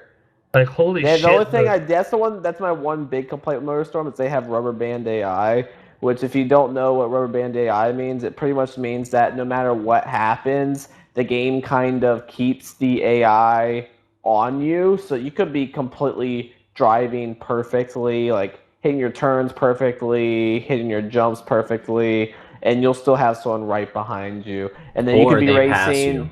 Yeah, and then you could be racing terribly and still be in first or second place. Like it's just that's what rubber band AI is they keep the AI around you. Yeah, which supposedly I'm supposed not to a make it fan of. which makes it more competitive, but then everyone gets pissed because it's kind of cheating to keep up with you. I mean, like every time I think rubber band, I always think of the original Need for Speed Most Wanted back in 2005. Like I remember that I put in this little mod that gives you like unlimited nitrous, so I was like going 220, but because the game had rubber band AI, the AI will always be there ready to pass you, even though you're going at the fastest possible speed you can in that game. And it was frustrating. Because all it takes is for the rubber band AI to just pass you at the right moment, and then you lose the race. Mario Kart 64. That's all I'm saying. Yeah, So- rubber band AI is extremely frustrating. I'm not a fan of it. The UK keeps getting PlayStation bundles. That's a news story I have. And the next bundle they have, and it could be coming to the States, they're not really sure yet, is you get Drive Club with your PS4. I still think the Destiny bundles is a much for the general consumer is a much better bundle. I send Anthony a picture of it, and I just get a one-word response. Fuck. Anthony's one of that small percentage where I know Anthony's probably gonna get Destiny, but a Drive Club bundle may mean more to Anthony than a Destiny bundle. Yeah, in a way, I just looked at it and I just thought, oh, come on, really? We should take bets on whether or not Anthony will buy a PlayStation 4 this year. Okay, so this is what I suggested. I say that the TJ staff, for Christmas this year, we each give Anthony $50 if he puts it towards a PS4. So that's half. Really, the the thing that astounds me is like you guys are literally just giving me money to make me be able to buy a PS4. Because we want to play Destiny with you. It's just like, how desperate are you guys to just like give me like you guys must be desperate to be like giving me your own money just so I can get a PlayStation 4. I mean, ideally, we'd like you to cave on your own, but if we can push this over the hill... Because you're just suggesting to me, because for all I know, I could be an evil man and just say, yeah, guys, I'm not buying a PS4. Sorry. Yeah, see, then we would all want our $50 back. So... No. I say that to make you guys give me $50 so I actually save money on a PS4, like for evil purposes. You could, I mean, yeah, you could do that. That'd be kind of dickish. I'm hoping you cave on your own. Yeah, but I'm not caving on my own until next year, as far as I can tell. But don't you want to play Destiny with us at launch? It would be nice, but at the same time, I've missed out on a lot of big stuff just because I couldn't be able to afford it. Like, freaking my spending plans for next year is already ridiculous, and it doesn't even include a PlayStation 4. Gotta get myself a new laptop and a graphics card upgrade, and already that's like over $1,000 right there. I'm actually like, hey man, you can wait on that graphics card if you get a PS4. But I want to play games on max settings on 1080p because I have a 1080p monitor now. Hey man, hey, the PS4, those games already look max settings. Most of them. Anyway. Great. I just don't want to rebuy Final Fantasy 14 and then having to like learn a new control scheme because. Hey man, USB mouse and keyboard, they hook up to it. Great. Well, fuck. He's got you, dude. This is why I am in marketing. This is why. Except you self-taught yourself marketing in a way. Yeah, I had to teach myself. Look, the PlayStation 4, it's like, that Destiny bundle probably would have gotten me to cave, but then when I found out it was like, what, $450, I was like, maybe not. We need to subsidize the cost of Anthony's Destiny bundle. I mean, like, seriously, like, I wasn't planning on getting a PS4 until next year. Yeah, definitely. Everyone chip in $10, and that bundle's now $400 for Anthony. This is true. It's actually $490 at that, or $390 at that point. Because Kyrie and then the other four of us. So, I mean, $390, Anthony. I mean, I understand why they did it, because they're still gonna have a hard time keeping them on store shelves, because I'm sure there's a ton of people waiting to buy a PlayStation 4 or an Xbox One for Destiny. But if Sony would have released that thing at $399, that thing would have been impossible to find. Yeah, for the entire holiday season. Yeah. I still think at $450 it's going to be next to impossible to find. Yeah, just because, it's Destiny. It's a white PlayStation 4, right? Yes. Okay, so I gotta tell you this effed up joke that we told at Tahoe. It's like, why is it that the white PlayStation 4 gets an exclusive Destiny? And we're not done. We're not done. Oh, no. My friend Theo responds with, what does the black PS4 come with? Thief? Oh Nice. my god. Oh, That's so messed up. Oh my god. Does the Asian one come with Gran Turismo? Responds Bremen. Oh, man. Oh god. That could have turned even worse, but I'm gonna. Yeah. I'm not gonna say. Yeah. I am not gonna Yeah. say any. I'm not gonna say Yeah, anything. let's not say. Let's not. I had a push this good any further. response there, but I am not saying a word. I mean, it's like I'm gonna wait until 2015 for a PlayStation 4. That's like my current plan. Even then, that's like, oh man, but I have freaking. Come on, I need a new laptop. You do get a good portion of Drive Club for free with PlayStation Plus. Just and saying. you get a month free of PlayStation Plus with the system. Yeah, which is nice. And also, if you buy that Destiny bundle, you get a $10 PSN coupon. I don't really buy anything on PSN, so that Hey doesn't man, really matter. that could have been used for your copy towards your copy of Drive Club. It Think about could. Think about it. Come on, Shut Danny. up, Bronson. Look, you already Stop. burned up that card when you convinced me to get a Wii U last year. Okay. Yeah, wasn't that a great decision? You're playing Mario Kart, Bayonetta. These decisions are all good ones. Oh yeah, they're just expensive. Initially, I should say they are expensive initially because I still got to go out and like pay like $450, and I say $450 because the tax stuff like that, tax and whatever.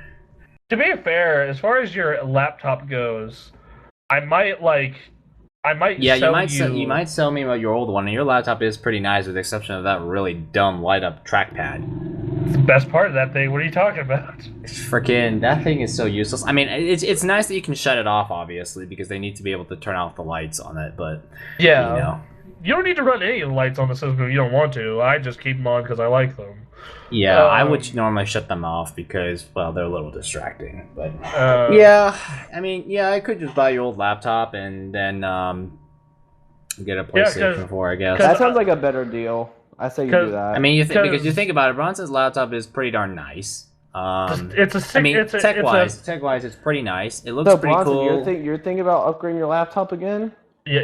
So I saw some of those 17-inch ones from Alienware at E3, and I was like, I don't travel much, and the performance on that with a 770 would be much improved, and it'd be more future-proof. What do you think? What would one of those cost you? Probably like $1,800, which, like, I almost have this one paid off. So I mean, I'll have $2,000 in credit, and if I sell this one to Anthony for $1,000, that's most of it right there. Ooh, So 1,000 is a little steep for that thing. I paid $1,600 for it. It's not even a year old. Well, I'll think about it when we look at it. Okay. All right, we'll talk. Because the thing is that if I can get a system that runs as fast from a smaller company for only $1,000 new, yeah, all right, well, yeah. we'll talk. Granted, that laptop doesn't come with any fancy lights, but I don't need fancy lights anyway. So, well, I mean, so I actually recently did laptop shopping for our friend Tori, and she gave me this fucking impossible task. I want a high performance gaming laptop that's sub $1,600 or $1,500 and is relatively light. Fucking impossible task, I tell you. Well, what does she mean by relatively light? Like sub, Ultrabook light. 6 pounds. Oh yeah, Like not 6 pounds or happening. less. Like 6 pounds or There less. is a company out there that does build a high performance Ultrabook. MSI but the problem might is, have something. but it's really expensive because they're kind of new and stuff like that. So if I had unlimited budget, I'd buy a Razer Blade. That's where I'd go first. But, Yeah, but those are like $2,000, aren't they? if you want one with a decent sized hard drive and it's an SSD, I think it's $2,600. So fuck that. So she wants a high-end gaming laptop that doesn't weigh very much. So she has a preference on screen size. 15 inches. We already found one. Okay, so yeah, that we won't work. we found one. It was this MSI. I think it's like 6.5 pounds. Yeah, I'll assume it'd be an MSI. Yeah, it was an MSI. It looks pretty good. It has the same specs as my machine, so that's not bad. Same specs as my machine, which will play pretty much everything on high, if not ultra. I know that what we were originally looking at was an MSI Ghost, which after tax would have been just under $2,000, and we decided against that. Like I said, if money was no factor, I would say get a Razer Blade because those things are fucking amazing. But they're too expensive. Like even last year's Blade, which is basically my laptop with less RAM, is significantly more expensive. Like I think that thing is $1,600 and it has less RAM than my machine. Like I'm sorry, but my laptop was like it still fit into my messenger bag and I was able to carry it around. Yeah, 7 pounds wasn't exactly light, but it was still, I could still carry I'm it. sorry, but this is something I've never understood. And I'm gonna try to make this rant not last too long. Cause I want to see maybe I'm crazy because this is something I've never understood and it drives me nuts, absolutely nuts. Applies to cell phones, applies to laptops. So let's talk about laptops and then I'll go into phones. With laptops, you're looking for a gaming laptop, okay? Most of the time, this laptop is going to be on a desk. You may move it every now and then. What is an extra 2 or 3 pounds to get a lot more performance at a much more affordable rate? What's wrong with that? Cell phones. We already know that the next iPhone is, what are they going to do? They're going to say 20% thinner, when in reality, they could have kept it the exact same thickness. It's already thin enough, and probably double the battery. But no, they want to be able to say it's 20% thinner. And okay, now it almost slides out of my hand because it's already thin enough. You're going to make it even thinner. Okay, that's cool. I'd rather take double the battery life. Why don't you take that extra space and double the battery life? It's already thin enough. Same thing with a laptop. Like, I can understand if you have a freaking 20-pound laptop, I understand that not being portable. But, okay, you're looking at this laptop. It's 6 pounds. Or you go with this laptop that's 9 pounds. What's that? Is that 3 extra pounds really that much of a disadvantage here? Like, really? So here is my response. Depending on the laptop and what else you are carrying with it and for how long, yes. Well, when are you going to carry a gaming laptop with you for a long period of time, though? E3. Yeah, because millions around the world go to E3 on the same day. Why are you going to be carrying a gaming PC around on E3, though? The reason, first off, it's because it's my only laptop. That's why. But what I'm saying is that you're not like walking the show floor with that on your back. No. Okay, so here is you are literally you put it in the car and you take it from the car to the hotel and you keep it in the hotel. Well, in our case, is we were editing shit back at your house. So so you're carrying a bag that's 2-3 pounds heavier. Yeah, but with all that other shit in there, that adds up, man. This is a 7-pound laptop. Might as well be 7. It's like 6.5, versus my old one, which was like 4. Like, it was noticeable. Like, it was definitely noticeable. Like, yeah, it didn't bother me a super lot, but it was. Okay, you're not carrying it for a long period of time. You're literally carrying it. You're walking down the hall to the elevator. You're holding it down the elevator. You put it in the car, and then you take it from the elevator. You take an elevator up to the room. The problem with that logic is that I carried a desktop from my car to your car. That's a desktop, okay? That's different. A desktop is how big a laptop are we also?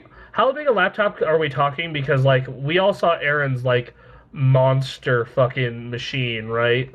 Like Aaron had a gaming laptop. Well, right, but no. Here's what I'm saying. So you're looking for a gaming laptop. You're looking at 15 inches. You can get this laptop. You got two 15-inch laptops, the exact same price, but this one has a significantly better processor and graphics card, same price and everything. I just don't understand why you would. And let's say that this one's 6 pounds, this one's 9 pounds. That's 3 pounds. 90% of the time, it's going to be 99% of the time, it's going to be sitting on your desk, not moving. You're not going to be carrying it. And then when you are carrying it, it's not like you're going to have it on your back walking around the convention center. You might have to move it a couple feet, but is that really worth shedding that 3 pounds? Just 3 pounds to lose all that power. I personally, I don't know.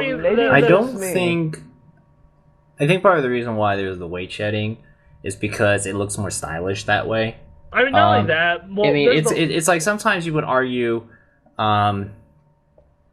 It's kind of sometimes I feel like the weight shedding it's flash over function. It looks stylish. It makes you look good in public. It's like kind of like the MacBook Air. Okay, it's like super thin, ultra light, but really it looks kind of fragile and all. But you know, people still buy it. And 3 pounds, yeah, it's not much. But you sometimes have people like me who carry this thing in a backpack and have to walk like 15 minutes in one direction to go from one building to another. It kind of adds up. And at least that's how I look at it. I think that another factor with it is like it's more space in your bag being taken up. Because, alright, so the difference between the Blade and my laptop, other than size, is I have a little more RAM. Like I have more RAM and a better screen. And then on the new one, it's just I have more RAM. And like, if I had a Blade, the difference would be, the difference with a Blade is like I would have room for far more shit. Like my current laptop fits perfectly in one of the 2 slots in my messenger bag. Literally perfectly. Nothing else can go in that slot behind that besides that laptop. Versus with like the Blade, I could throw that in. I could throw my DS in. I could throw in like a couple folders with it. So saving a little bit of space is nice also. I don't know. I guess I'm just always performance over everything. It's just like with the phones. Like it pisses me off. It's like I'm gonna be getting the iPhone 6 because anyone who knows me, I'm an iPhone freak. So I get the new iPhone every single time, and it's just like. It's going to piss me off because they're going to be this iPhone 6. It's going to look amazing. It's going to be so fast. It's going to have this awesome processor. It's going to have this nice bigger screen. And they're going to be like 20% thinner. And then the battery's going to be exactly the same. It's like, how about you keep the same thickness of the iPhone? Because I honestly don't see people... I have not heard a single person say, my iPhone 5 or iPhone 5, it's just too thick. It's too thick. But I have heard people say... I wish the battery lasted longer. I have seen people asking people for a charging cord, but is Apple going to do that? No. You know what's kind of funny? I just saw Samsung is recently having these commercials that mock those people who hug those power outlets at airports, which is true. in a way, kind of funny. Anyways, Think about it. Think about it. The next iPhone, it's going to have a larger screen. It's pretty much confirmed at this point. So the device will be larger. The fact that imagine if the iPhone right now is 4 inches. The iPhone 5 and 5S, 4 inches. They raise it to 4.7 inches. So the device is automatically bigger. Now, they're talking about removing the bezel, so it might not be much bigger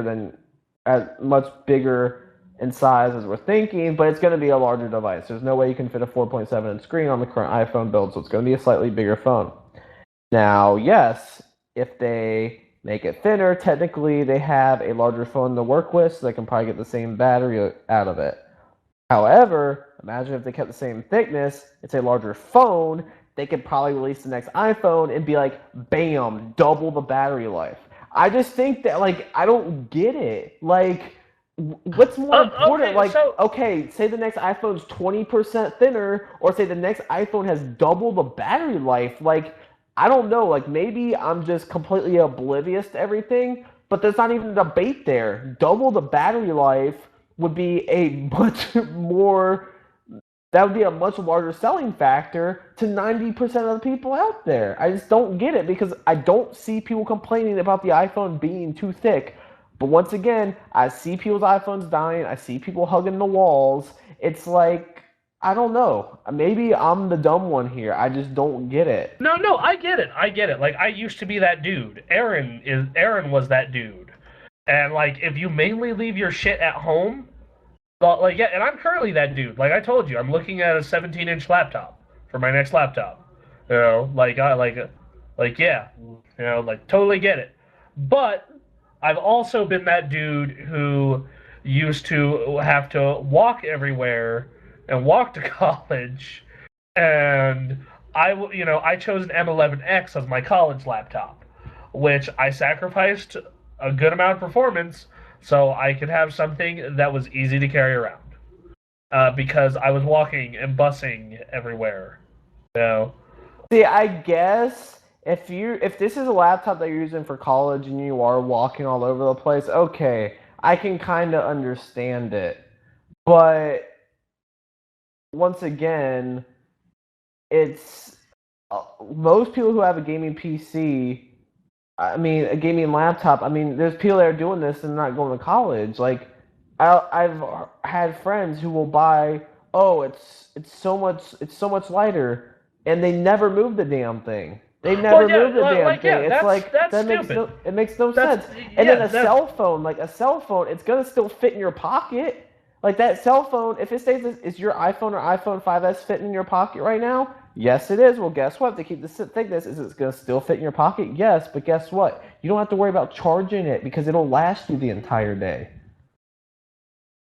I just don't know. I wish I could understand the logic. I know Apple is all about, we want the next iPhone to, obviously because iPhone 6, they want to visually impress, but you can have the next iPhone look extremely impressive without making it thinner. I don't know.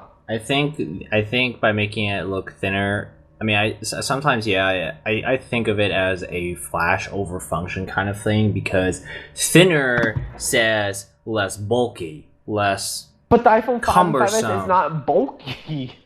Hear me out, please. I just feel like, to the public perception, it's just a phone is something that weighs something and it sits in your pocket. It weighs something and sits in your pocket. I don't know how many people have things in their I don't know how many things people have in their pockets, but it's just thinner is more stylish. If you can just shrink something and make it better, shrinking it is kind of makes it look good. Do we want an original, look at the original Xbox, it's this big bulky thing.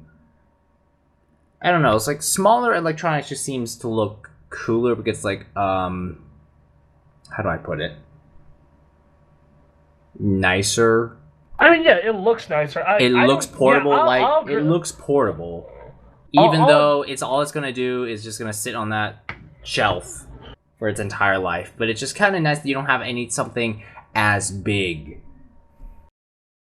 Honestly, actually, let me put it this way: why do we have a PS3 Slim if if the original PS3, Well, that's cost. That's cost. Sony. Maybe they could be saving money by making it smaller because they don't have to build as much. Well, they don't. It's less parts. You gotta think about the shipping weight. It weighs less. Like that's a cost thing. I mean, so like I think it depends on who you are. Like Aaron's laptop is 17 inches. It's 10.6 pounds. It's a fucking monster. A beautiful, beautiful monster. With a broken fan at one point. You know what? That's exactly why I typically don't go for Asus. I've heard like that thing had one of the world's worst laptop mics, and it also had a broken fan and other problems. Actually, broken fans are a pretty common problem in laptops, if I'm honest. The only let me say the only faulty problem I've had with Alienware, faulty, not me being a dumbass and spilling water, but faulty was I did get a bad motherboard in my first one. That's a pretty huge problem. But I was on a phone call for maybe 30 minutes, and they set up an appointment for someone to come to my house. Didn't send me a cardboard coffin. Sent someone to my house to fix it. And it was done in less than an hour. And my laptop was back to normal. So I mean, that's pretty fucking awesome. I really don't know, though. It's like everyone likes to talk about thinner. I think it's just kind of like smaller and thinner is just progress. So you know, progress to people's eyes. The 2014 version of Bronson is also getting thinner. 3 weeks, 5 pounds down. What's up? What's up? I mean, 85 to go, but still. Very nice. I don't know though. I think it's like to people, just like portable electronics. If you can make the screen bigger and at the same time make the general thing smaller, that's a plus because that's a lighter, less cumbersome thing in your pocket. Now, honestly, I don't have a problem with my phone in my pocket, but I do have a case on it, and it makes it a little thicker, which kind of sticks out in my pocket. I think the perfect example of this is like 3DS versus 3DS XL. Like up until recently, I wasn't gonna buy a 3DS XL. I bought the 3DS at launch, and that thing is literally the perfect size for a handheld. The only reason I buy an XL is because of Smash Brothers. And honestly, I probably won't buy it until we go to PAX East, if we go to PAX East or PAX South, because I want to play Smash with other people. Because I can't fit it in my pocket, and part of the reasons I like the DS more than I like the Vita is I can't put the Vita in my pocket because I'll fucking scratch the screen and fuck it up, and it's significantly bigger than the DS, the regular DS. Versus my DS. That's something I can understand because that's something that you're carrying around now. Yes, a cell phone's carrying it around, but whether they make that iPhone 20% thinner or not, it's still going to fit your pocket without a problem. Like with the Vita versus the 3DS, I perfectly understand that because the Vita is this big device. They have protruding analog sticks. Like I completely understand that, but it's like a gaming laptop. You're usually carrying it in a bag. Cell phone's going to fit in your pocket regardless. I don't know. I'm not really sure either. I'm just kind of guessing here. And I think what phones are doing these days is that they love to talk about screen size. Because a bigger screen means you can have a higher resolution and you can see things better and you can put more info on that screen. The problem is that if you keep the thickness the same and make the phone bigger and keep the thickness the same, suddenly it went from a reasonably thick but small device to a big, thick device, which makes it look like some bulky electronic. So what do? They make it thinner. Like, the phone I have has a really big screen, and it's a very nice screen. But if it was any thicker, I would have thought, gee, this thing is really bulky. So I'm saying it right now, the iPhone 5S for me personally is the perfect size. Because it's kind of small. Because I like to text at work, even though I'm not supposed to. So being able to have a small device that is black and discreet is very beneficial. So yeah. That was my rant. So I'm not Alright, too well- sure about the laptop parts, but for me personally, I carry a laptop friggin' a lot, especially having I like always put performance before anything, I guess. I mean, performance is nice, but if I had a 17-inch laptop that weighed like 10 pounds, that thing gets really annoying after walking for about 10 minutes. It really shows itself. Whereas if I had like a tiny little netbook back there, it's like, oh, it's lighter, it's nicer. I guess it's just kind of like a nice perk to have. That's just me. That's just how I think mean, of it. yeah, like I said, like the Razor Blade only has less RAM, and quite frankly, 16 gigs of RAM is overkill at this point. So having my same laptop, but something that would have been significantly lighter would have been nice, and also it has an SSD, which that would have been a nice bonus. But like I said, I'm not willing to pay $1,000 more for that form factor and better battery life. I think at that point you're basically paying for the build quality. Because the thing I've noticed about Alienwares is that obviously they are owned by Dell. It's a brand under Dell. And I remember when I took your M11X apart, it's like, okay, you paid $1,000 for this. I'm pretty sure they built this thing for $700. Yeah, Because no, I paid $1,500 for this one, and it was it probably cost them like $12 to build it. Nah, I'd say probably $1,000 or $1,100. Yeah. Those machines, those expensive high-end gaming laptops, I'm pretty sure they make a really big profit off of them. Because because with something that is so expensive to make, you kind of play with the margin a bit more.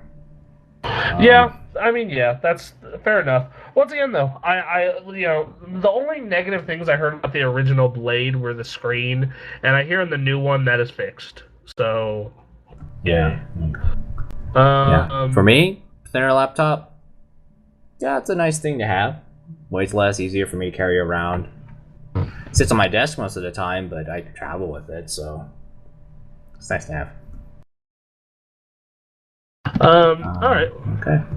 So I have two news stories. So the International 4, which is the giant Dota 2 tournament, is coming, and it is their prize pool has reached $10 million, over $10 million. That's crazy. Wow. I remember with this esports thing. I remember going as far back as like G4 and like Arena, and it's like I would have never thought it had gotten this intense. Like it's just gotten unbelievable. Like people are making livings off of it. It's nuts. Not necessarily. Although to comfortable living, but.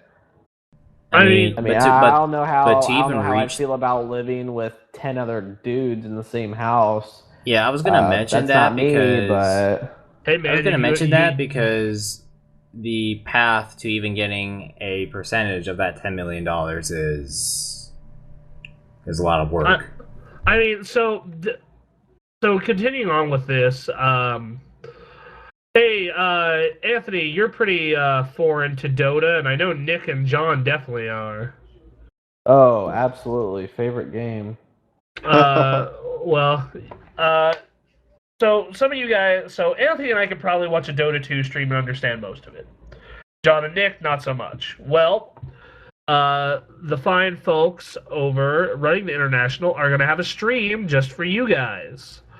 If you have little to no experience with Dota 2, and you have little to no experience with MOBAs, they are going to have a stream specifically for Dota 2 newcomers.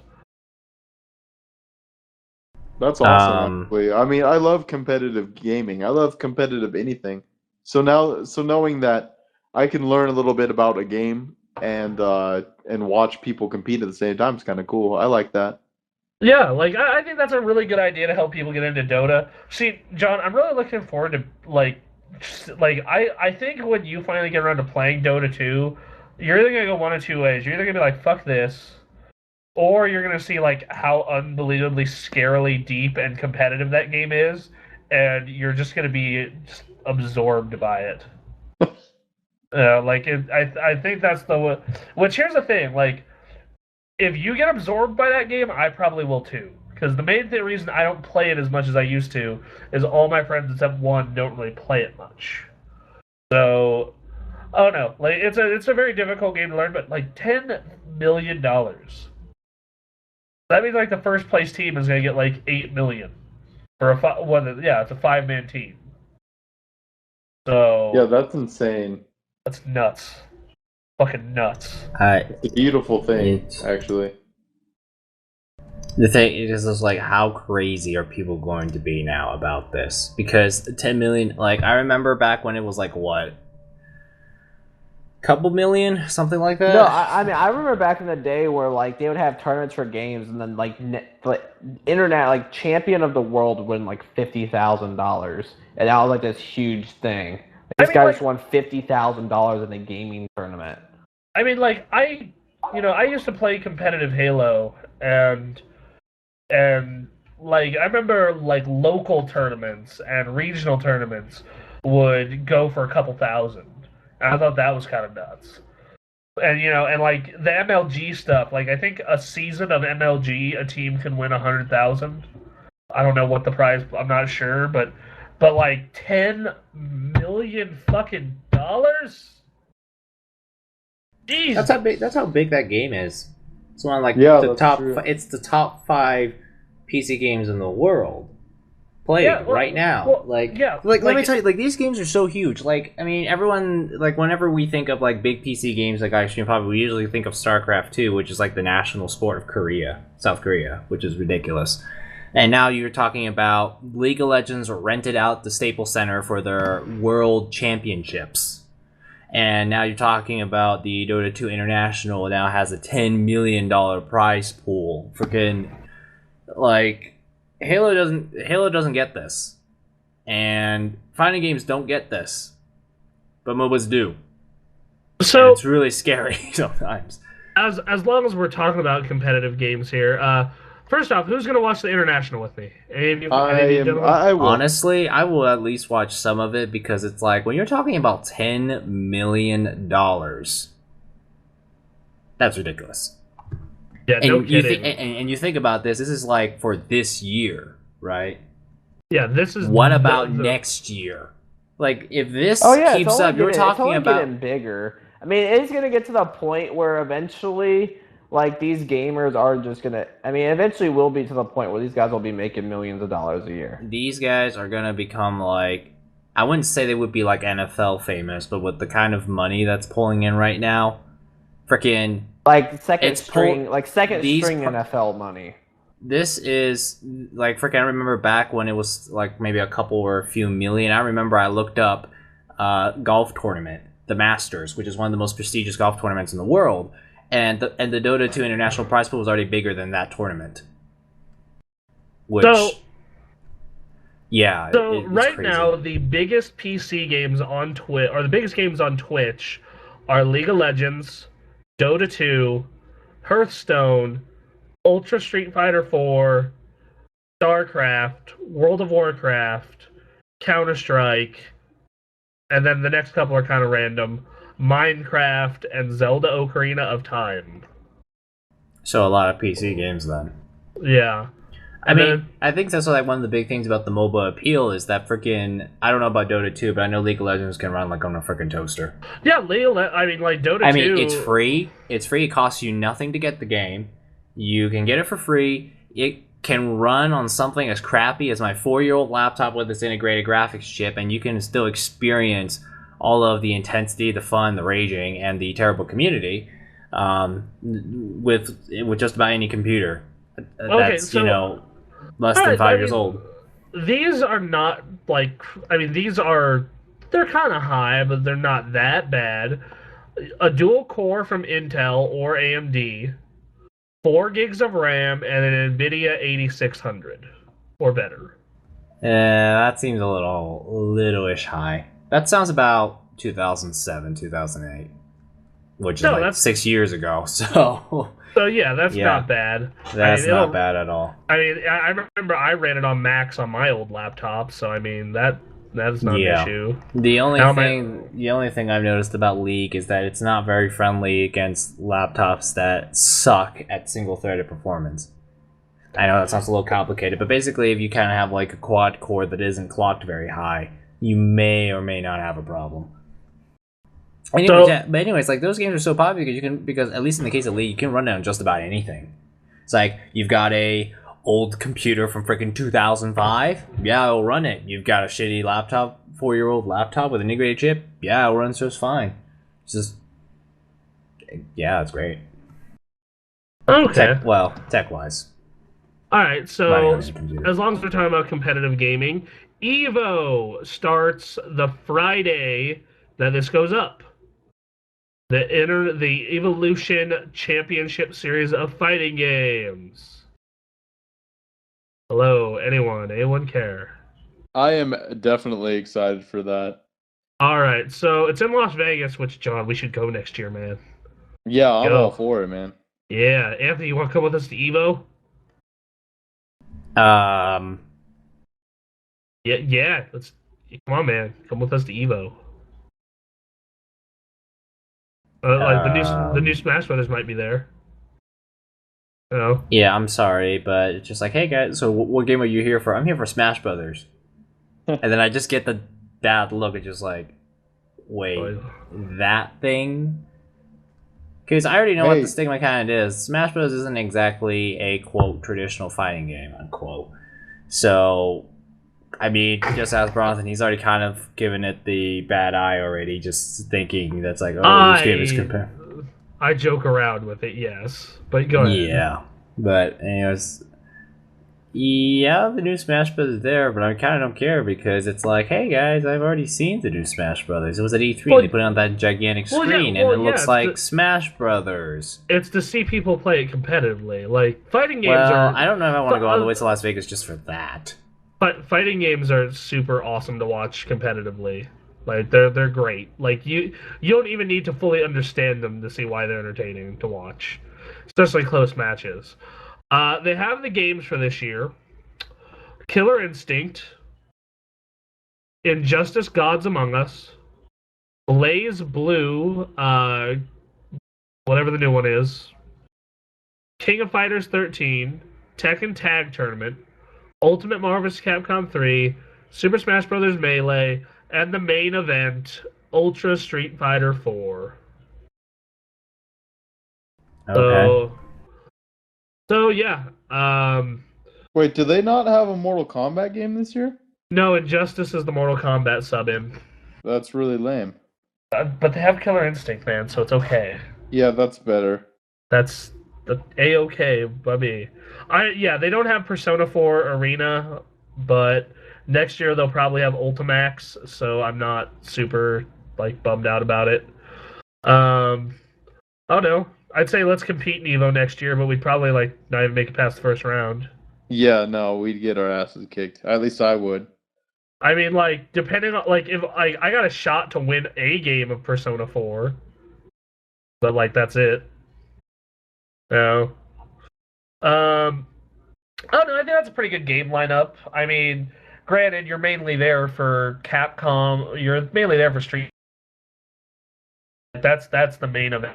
Okay, so the last piece of news is Rogue Legacy is coming to Vita, PS3, and PS4 on July 29th. It is cross-buy, cross-save, platinum trophies for all of them, and it will be out July 29th. For those of you who don't know what Rogue Legacy is, it is a roguelike. For those of you who don't know what roguelikes are, they're those 2D RPG platformers where if you die you start over. Well, this is what is known as a rogue light, where they, instead of starting over, your ancestor picks up all your skills, level, and ability. So basically, instead of what happens in a lot of these games where you get halfway through and stop, you'll be able to eventually level your way past it. It looks pretty cool. John, you might want to look into it. It seems kind of like up your alley because I know you like a lot of the indie stuff. Yeah. You know, it's really neat. It was a really good PC game that we kind of looked over last year. Definitely gonna be one of those games in the the category of one of those games in the category of like best game we forgot about last year. So yeah, I don't know. So for those of you who don't know, it's you must conquer a magical castle that changes every time. It's dynamically generated, similar to the way Diablo 3 was. Every time you die, your children succeed you. Each child has his or her own unique genetic traits. So one child might be a nearsighted wizard, and the other could be a flatulent ninja. So every playthrough is different. Also, all the money you earn is passed down to each children, giving each generation a leg up on the last, and you basically keep going. And the game is incredibly fucking difficult, like think Dark Souls. Anyone interested in Rogue Legacy? Yeah, I like that it's cross-buy and cross-save. Why do not more games do that? Like that? Yeah, I don't know. Every game that's for the 3 consoles should do that. Like a Dive Kick is going to do it when it comes out on the PS4. Like it's already cross-buy for PS3 and PS Vita, but it's going to be out on PS4 and it'll be cross-buy. And I feel these indie games just loan themselves to it so well. Like Rogue Legacy is like type of game where like, okay, I got halfway through the castle, died. I want to go. I have all my stuff, but I got to be to work in 10 minutes. I have a 2-hour bus ride. Okay, flip it over to my Vita. Now my 2-hour bus ride, I can keep going on my progress. Like that's super nice. Like I don't know why more games don't do that, especially these indies. Like there's no reason that Transistor, Valiant Hearts, Strider aren't on the Vita. Like there's no reason. Like Guacamelee is, although now Guacamelee is officially on everything. So. Yeah, that's Rogue Legacy. I really enjoyed it when I got to try it for the PC. I can't wait for the Vita version. Especially because when they originally made the game, they designed it around the Vita. So it would control well on it. So, that's cool. So are we ready for some questions and comments? We are. So to help you remember the song, and we should all sing it, here's the Fresh Prince of Bel-Air song. Is anyone going to sing this? Anyone. You can start from the in West Philadelphia part. I'm okay with that. In West Philadelphia, born and raised on the playground It's on where the I spent page. most of my days. He posted the lyrics. So, anyone want to give that a shot? Also, Why don't you give it a shot, Bronson? Give it a shot. In West Philadelphia, born and raised, on the playground was where I spent most of my days. Chilling out, maxing, relaxing all school, and shooting some b-ball outside of school. When a couple of guys were up to no good, started making trouble in my neighborhood. I got one little fight and my mom got scared. She said, "You're moving with your auntie and your uncle in Bel Air." And that's as far as I'm going. John, you pick up the next part. All right. Well, I need to load up the page. All right, and then no, Anthony will finish us off. Actually, I don't remember how the song goes for the most part. All right, Nick will finish us off. Okay. All right. In the meantime,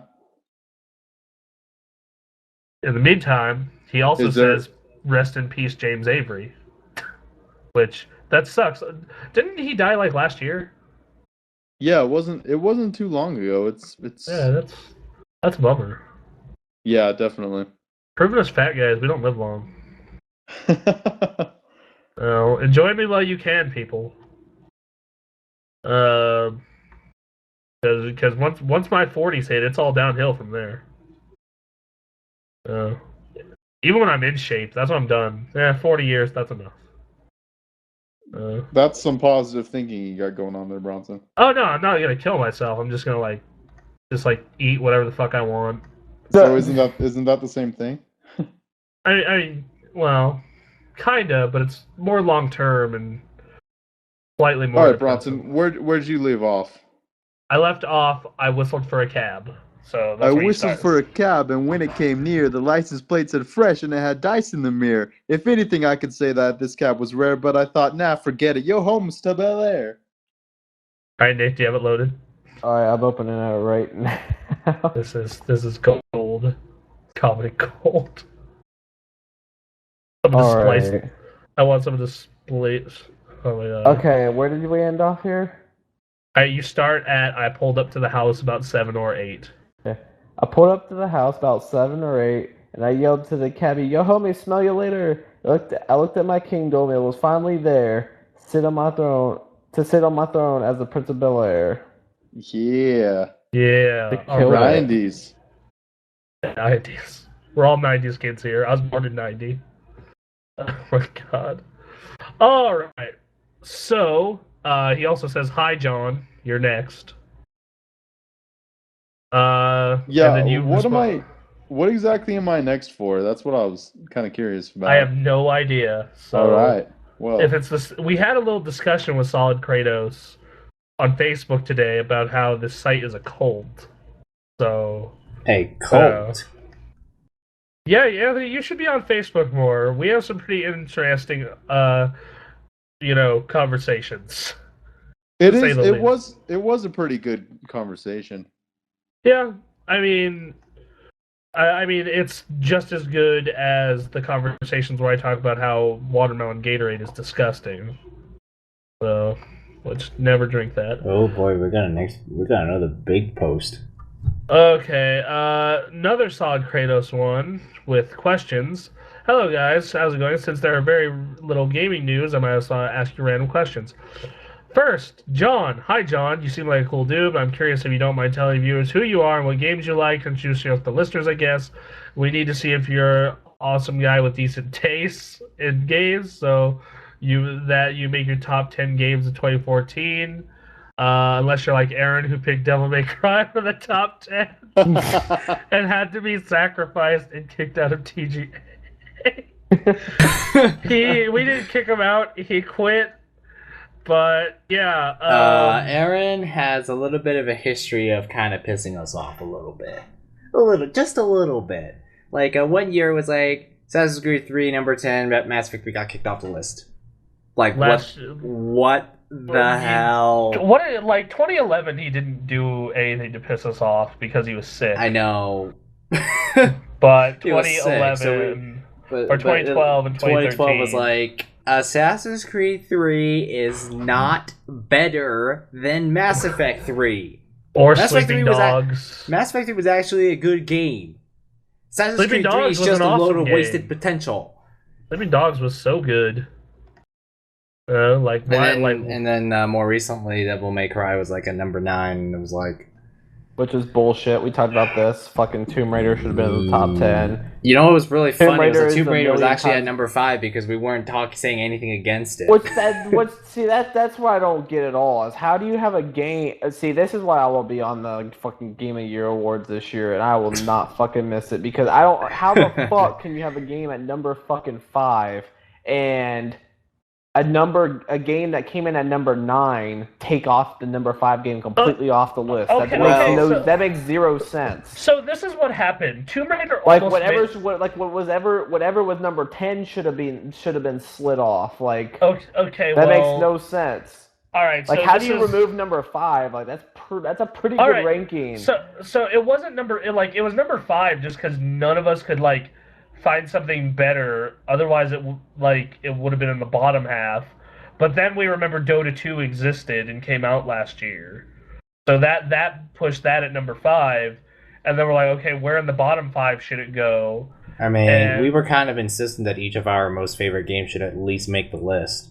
So And Fire Emblem got in, Devil May Cry got in. I forgot what was Saints yours. Row got in. Saints Row got in, and I Guacamelee was there because of its high level of quality.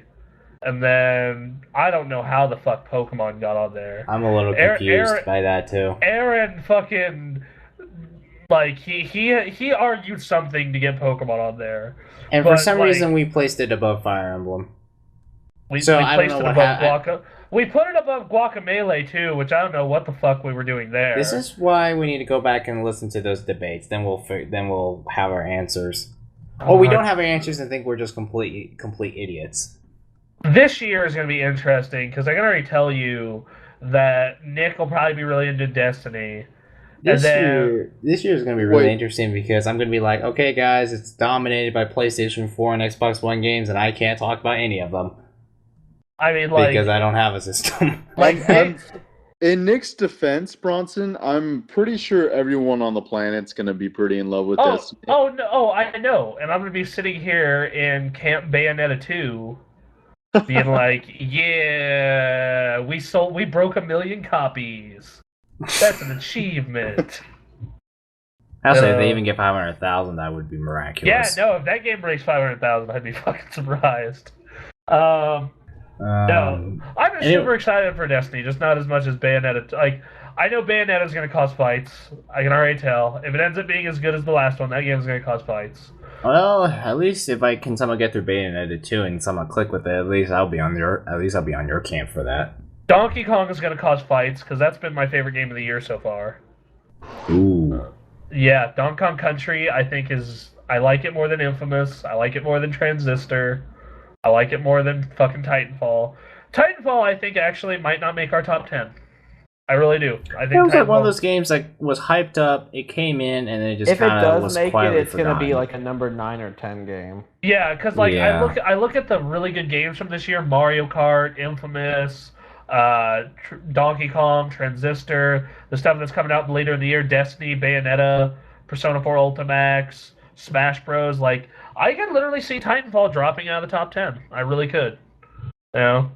Like, we're at that halfway point in the year where you kind of, like, you know what you liked from the first half, and for me, I really dug Donkey Kong, and I really dug Transistor, and I really liked Infamous. Mario Kart was rad too, but it's just that I haven't put enough time in it to really be like, holy shit, Mario Kart. But, you know, we'll see. This is John, a really long post. So yeah, John, tell us about yourself. What games do you like? What have been your favorite games released this year? My favorite games released this year. I do like Mario Kart a lot. I think it's a great game. It's actually the reason why I bought the Wii U.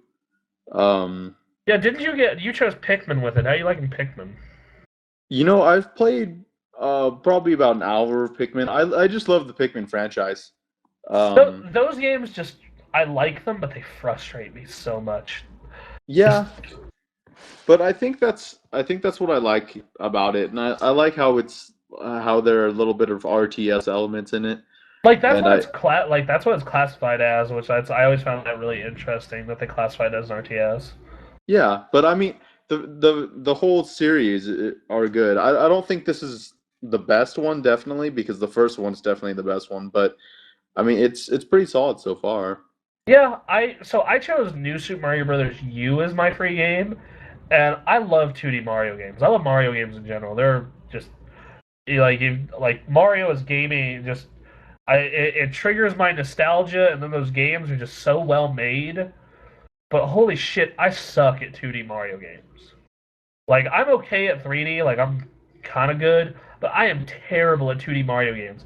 Like, I was playing New Super Mario Bros. U last night. I was on the ice world, and just. I'm so glad I played this game at night, because my neighbors have kids. And the words coming out of my mouth that you could hear from my open window were not things...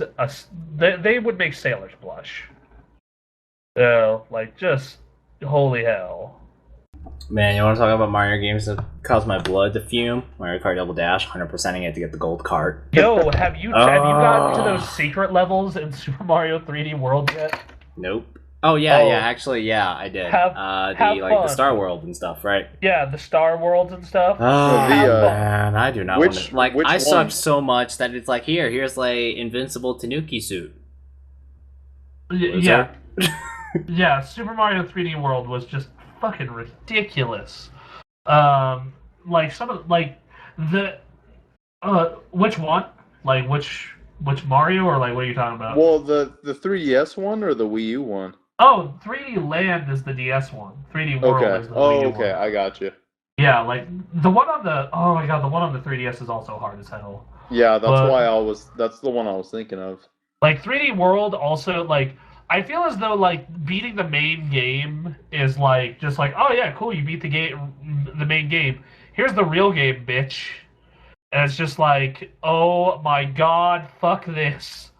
Like there's this one level in Star World where it's basically just a trapeze act, and like I died so much that it said yo do you need help, do you need Luigi to do this for you? And I'm like, no, I don't need my retarded brother to do this for me. Thank you. Um, have you ever had games do that? Like, if you keep dying in God of War, it's like, yo, man, do you need to go down to easy? You know, like I always thought that like I always Yeah, when I considered do that, it just makes you feel like shit. like I always considered the game calling you a bitch. Like, oh, do you need to go down to easy? Do you need to put on a dress? Do you know, like, and that Ninja Gaiden makes it even better because they literally put a pink bow on you if you do it. If you go down the easy, Ninja Gaiden puts a pink bow on you. Just to be like, well, I mean, this is your life now. Anyway, so you enjoy, but your favorite, so you enjoyed Mario Kart. What else?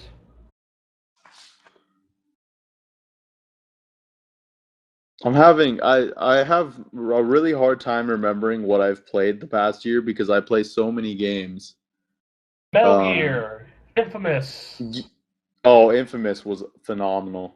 Transistor. Infamous is amazing. Yeah, that game.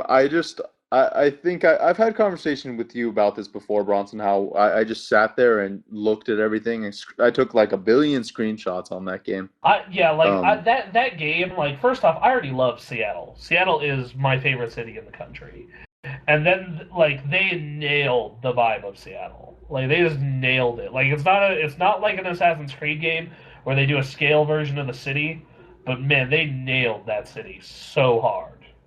Um, so Infamous, okay. Have you played Transistor yet? I haven't played Transistor yet.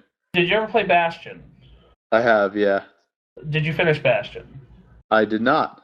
That game is so good. Like I admit, like I feel bad that I didn't finish that game the year it came out because like Aaron just preached for that game so hard, and I played like the first little bit of it. And was like, I'll get back to this, and I got back to it a year later and was like, oh wow, this really was like a top 10 game.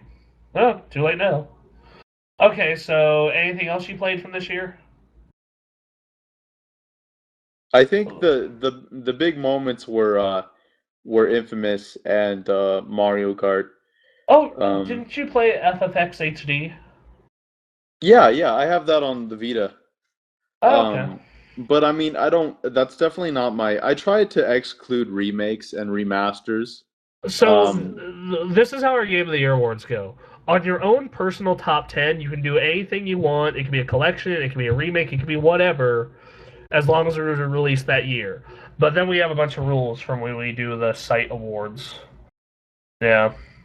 yeah, I mean, I'm still probably gonna exclude those just because it's like, it's not really like a new thing, I new include them. game. I include them if they capture me enough.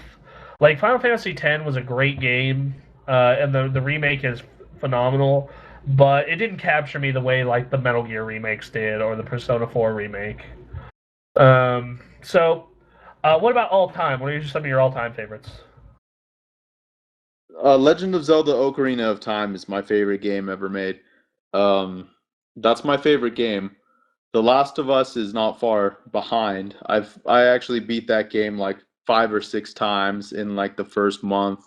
And now you're gonna Um, do it even prettier.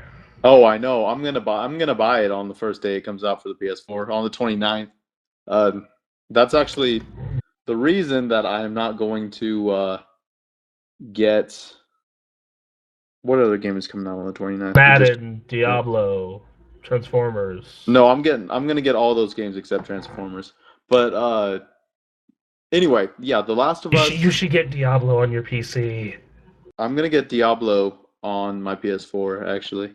You know, I'm actually kind of glad you say that because that actually means you could bring it over for 60-minute access.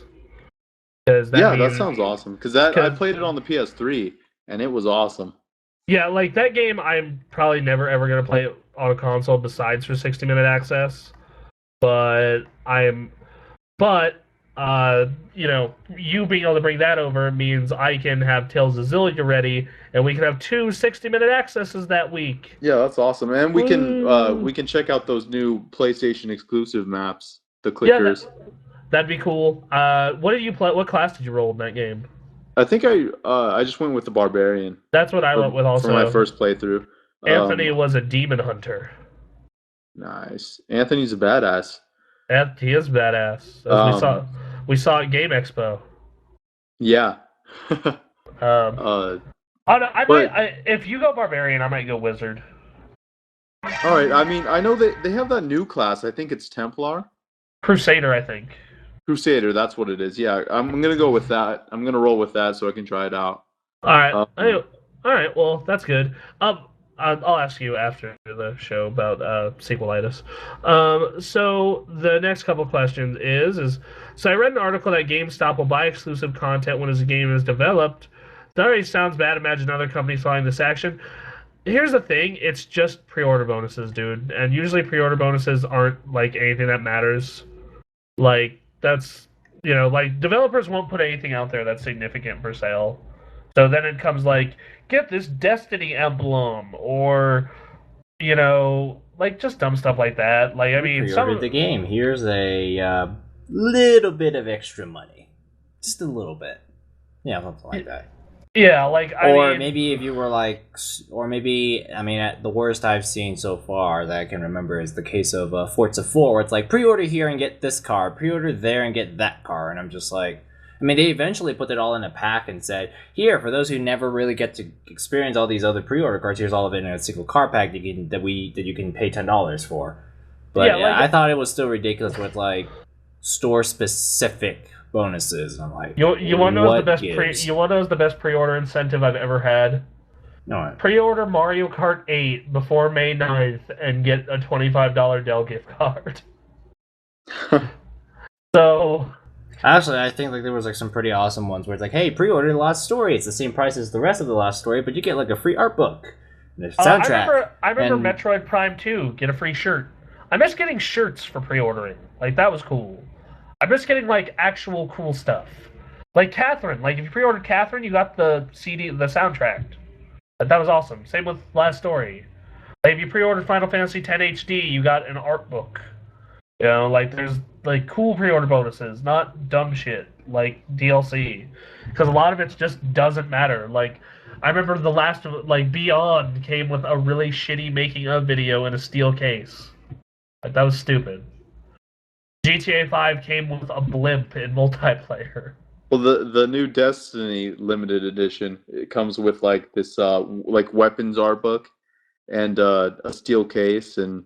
But that's not the pre-order. That's not the pre-order bonus. Like we're talking about pre-order bonuses. Oh, okay. Yeah, sorry, you're right. Yeah, that's fine. Like if you want to invest in like I bought limited edition of Killer Instinct and Final Fantasy X HD. I bought it of Infamous Second Son. Like I don't think I'm gonna buy another one this year unless they put one out for Bayonetta or Smash. They probably won't. So... I think as far as pre-orders go, I've only gotten like extra DLC. I don't think I've ever gotten anything physical, or at least anything that I can remember. I got a T-shirt for Metroid Prime 2. I've gotten like gift cards. Like I know that Best Buy's done like $10 gift cards for pre-ordering. I know Steam has given you like $15 off the game, so you get the game for $45. So I mean, like that.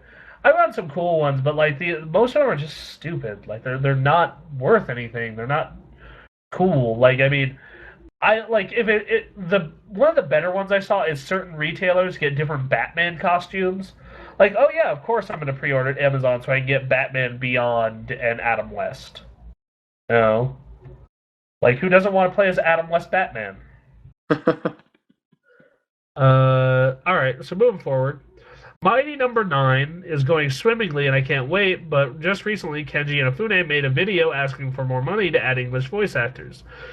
This is strange to me considering the Kickstarter was successful, considering they got 400 times the amount they asked for. Now that's sketchy. They asked for $100 for English and literally changed it now saying it's $200 for English and Japanese voice acting and delete the $100 stretch goal. So what are your thoughts? Do they need voice acting? Did you guys originally back the Kickstarter? And will you buy it when it comes out? Personally, I will for Vita. I like playing Mega Man, but when I was little and enjoy it now. Also, they're making an animated series, but I care less. Nothing that'll be on the level of Mega Man Network Warriors for me. Here's the thing. Games are not cheap to develop. Like last year, like people lost their shit when the Skullgirls developer did a Kickstarter for like $250,000 to get another character in the game. But you gotta understand, you're paying an artist to draw that character, you're paying programmers to make sure they work in the game, you're paying designers to create, like, balance that character, and then you have to take the hours to balance it with every other character, and then possibly a stage and music for that character. So that's like 6 people working for like $40,000 a year each. So you got all their salaries for the 3-4 months it takes to make, and then like Mighty Number 9 is a whole fucking game. That's a big game, probably. So like I don't know, man. Like they probably like had a plan for a certain amount, and then when they got the money, they decided to expand on it, and then they forgot to factor in English voice actors. Doesn't seem that bad of an idea to me. KJ Inafune has a really good track record, and even if this is just a Mega Man clone, I fucking love Mega Man, so I'm cool with it. Anyone else? I've never been a fan, so I don't know. The one thing I guess people need to understand, and I know this from the standpoint of, I've worked with games, but just on mobile apps, and keep in mind that like apps on the iPhone and iPad, in general, they don't cost near what some of these games cost.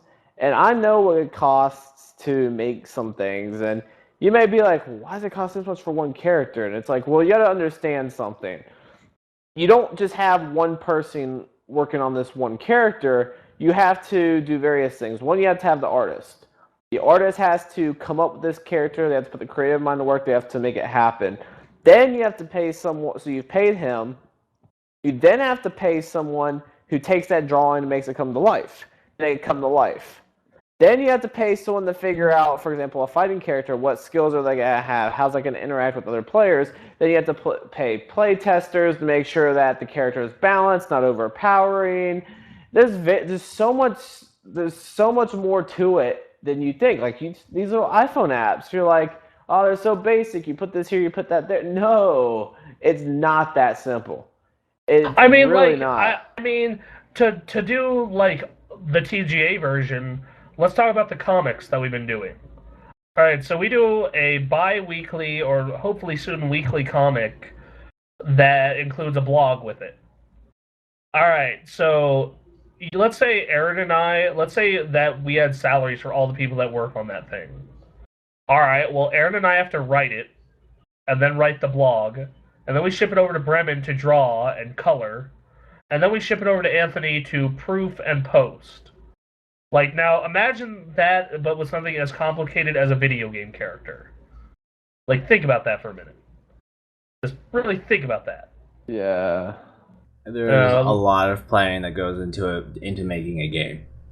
Because you have a lot of people. It's like, even if something is as small as 10... Even if it's some team that's only like 10 people, that's still a lot of coordination you have to do. Because when you're talking about a project that takes a year or two, so much planning has to happen. Which gameplay concept are we going to go with? We're going to go with this, this, and this, and this, and this. Well, the thing is that you have to be really sure that if you're going to go with any certain concept, it needs to work well. Because if you're like, even if you're only like 50% through the implementation of the gameplay, and then you realize, oh no, that gameplay isn't going to work, you got to scrap the whole thing and redo the whole thing from the start. Like, starting over and backtracking and, scraping ideas and starting new ones, it takes a lot of energy. I think what Blizzard said that they had to like restart their Titan MMO a couple times now. Oh yeah, a couple times, and that's not a cheap thing to do. The guy who's drawing these characters, he isn't just drawing one. He probably draws 5 or 6, and they choose one out of those. And you they gotta probably remember, test every single one of those characters, so they probably actually code and develop each character. And it's and not kinda- just the character either, but because the artist has to work with the tech team. Because the artists can envision like the coolest thing ever, but the tech team could say, "We're sorry, because this is a PlayStation 3, we can't make those effects happen without the frame rate collapsing." Also, just as like for an example, back in February when I'd interviewed, I'm forgetting his title, but the guy I'd interviewed for Infamous Second Son, he was someone where he worked with the technical team, but he was in charge of pretty much making Seattle come to life. So he provided drawings, sketches, various artwork pieces to make it happen. He then had to communicate what was being done with his drawings to the technical team and work with the technical team to make it happen. Because, like Anthony said, they may think this would be really cool and they may implement that in their side of the work, but then the technical team be like, well, this is not possible for this reason, whatever that reason may be, or, well, this is going to take too much time and resources, we should find a better solution to accomplishing this. Just little things like that. Trust me, I can understand how. I can understand how you look at something like, oh, it's just a new character, but it's like just from my job now. Like I said, I'm senior producer of producing apps, and it's like just these apps I've been working on. Like if I told you how long it takes to do certain things, like you'd be absolutely blown away. How it seems so simple. But once you understand what it takes in the back end to make that happen, you're like, oh, hold up a second. That's a lot of work. So just keep that in mind. One thing that, as far as Mighty Number 9 goes, I love Mega Man games. They're great games, especially the music. Like I just love Mega Man music in general. I could sit and listen to Mega Man music for days. So if Mighty Number 9 turns out anything like Mega Man, I'm stoked. What about you guys? I don't really have any strong feelings on it. I mean, I'll try it out, but that's probably about it. I mean, I'll love it. I won't. It just is what it is. Did you play the older Mega Mans? Yeah, I've played. I can't name which ones. I know I've played the first and second for sure. You should check out X on the Virtual Console. That's probably my favorite. Is Mega Man X. Okay. So I've got Dive Kick now, and then X. Gotcha. Yeah. Dive Kick is fun. Dive Kick is the best. So dumb, but so great. Okay. So next question. It's a very basic game. Yeah. Well, I mean, it's $10. You literally dive and kick. But every character figure that out. I just see it as another. This weekend, but yeah. No, go ahead. I just see it as another game I'm gonna beat Bronson at. So. Oh, okay. Because that's all right. You beat me in Shaq Fu. You beat me in Shaq Fu. It was beautiful. I told you I wanted to knock you off, and I did. All right, hey, that's fine. I'm still better at Street Fighter. Probably still better at most fighting games. All right, so relating to all right, so another news, I have a game for you guys, a variation of Marry, Fuck, Kill. Work for, own it, destroy, regarding to game studios.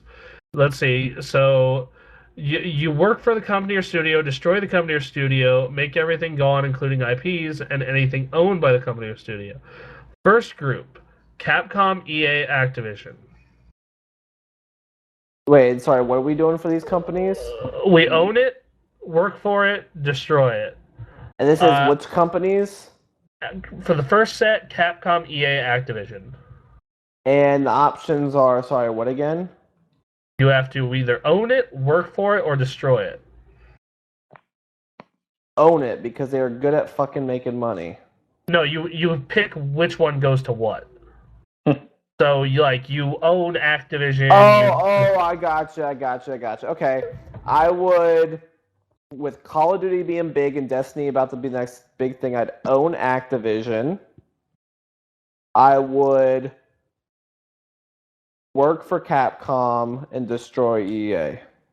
Mine's close. I would. Yeah, actually no. I think mine's pretty much the same. I would own Activision so I could never ever ever go poor if I tried. I would work for Capcom because Dead Rising, Street Fighter, you kidding me? Project Cross Zone, and then kill EA in a horrible, horrible fire. What about you guys? I can't say anything different. Um. Let's see. Own it, work for, destroy. Yeah, I would own Activision because it's like, hey, you get a lot of money, right? Right? They make a shit ton off Call of Duty, and they're about to make a shit ton off Destiny. So. I mean, by own it, I hope that doesn't mean stock, because for all I know, their stock prices could go down and be like crap. But so yeah, own Activision. I feel like out of those three, I just feel like I would work for Capcom because they seem a little more diverse in what they do. And freaking, they're the guys that made Dragon's Dogma, so it would be really awesome if I could just, work with that team, because I really like Dragon's Dogma. And destroying EA, yeah, I still kind of care about Dragon Age, but mind you, this is the same company that kind of made Mass Effect. They own BioWare, and BioWare's not really, I don't think BioWare's that great anymore. And in addition to, hey guys, sports.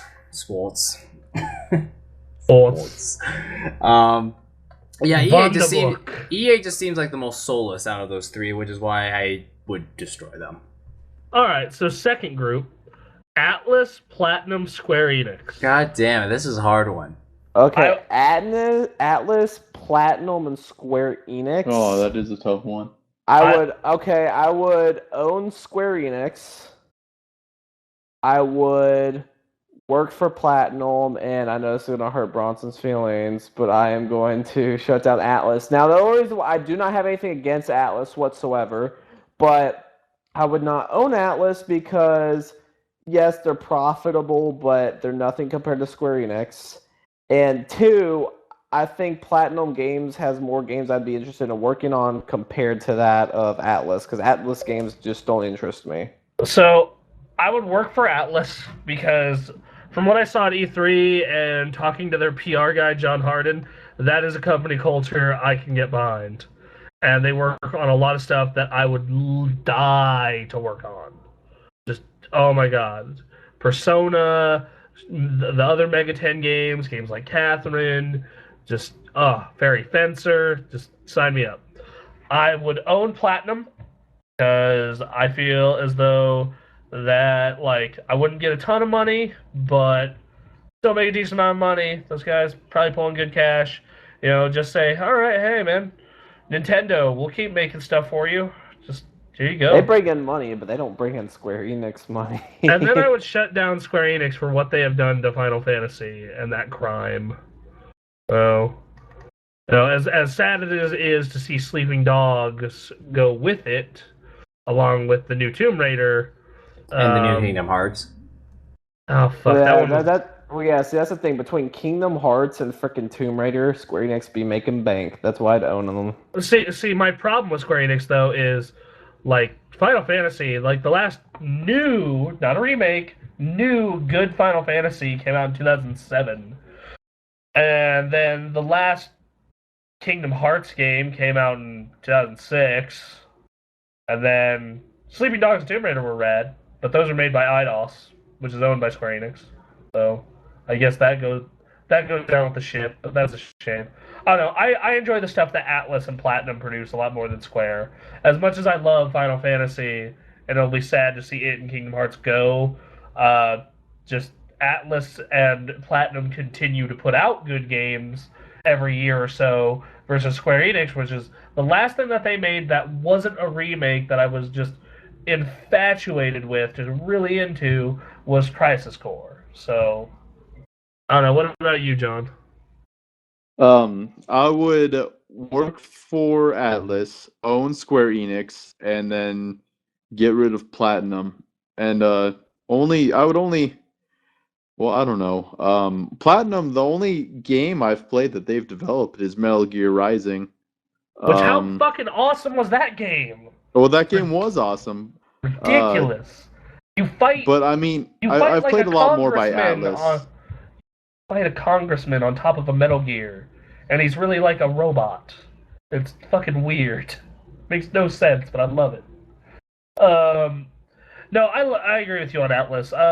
Platinum, like, I feel as though Platinum is one of those companies that, like, very few people play their games, but once you do, you're really loyal to that company. Because they produce good stuff. Like, Wonderful 101 was awesome, Bayonetta was great, God Hand was cool. They technically made Okami, but they shut down, and they were originally Clover. Made Okami, shut down, got turned into Platinum. So yeah. I don't know, I can see that. What about you, Anthony? Where's this going? For me, this one's kind of a hard one.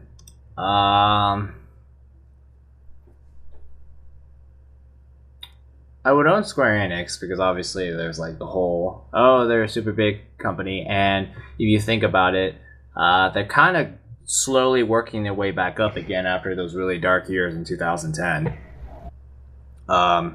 When Final Fantasy would just really they need to prove it. If Kingdom Hearts 3 doesn't suck and Final Fantasy 15 doesn't suck, my faith will be renewed.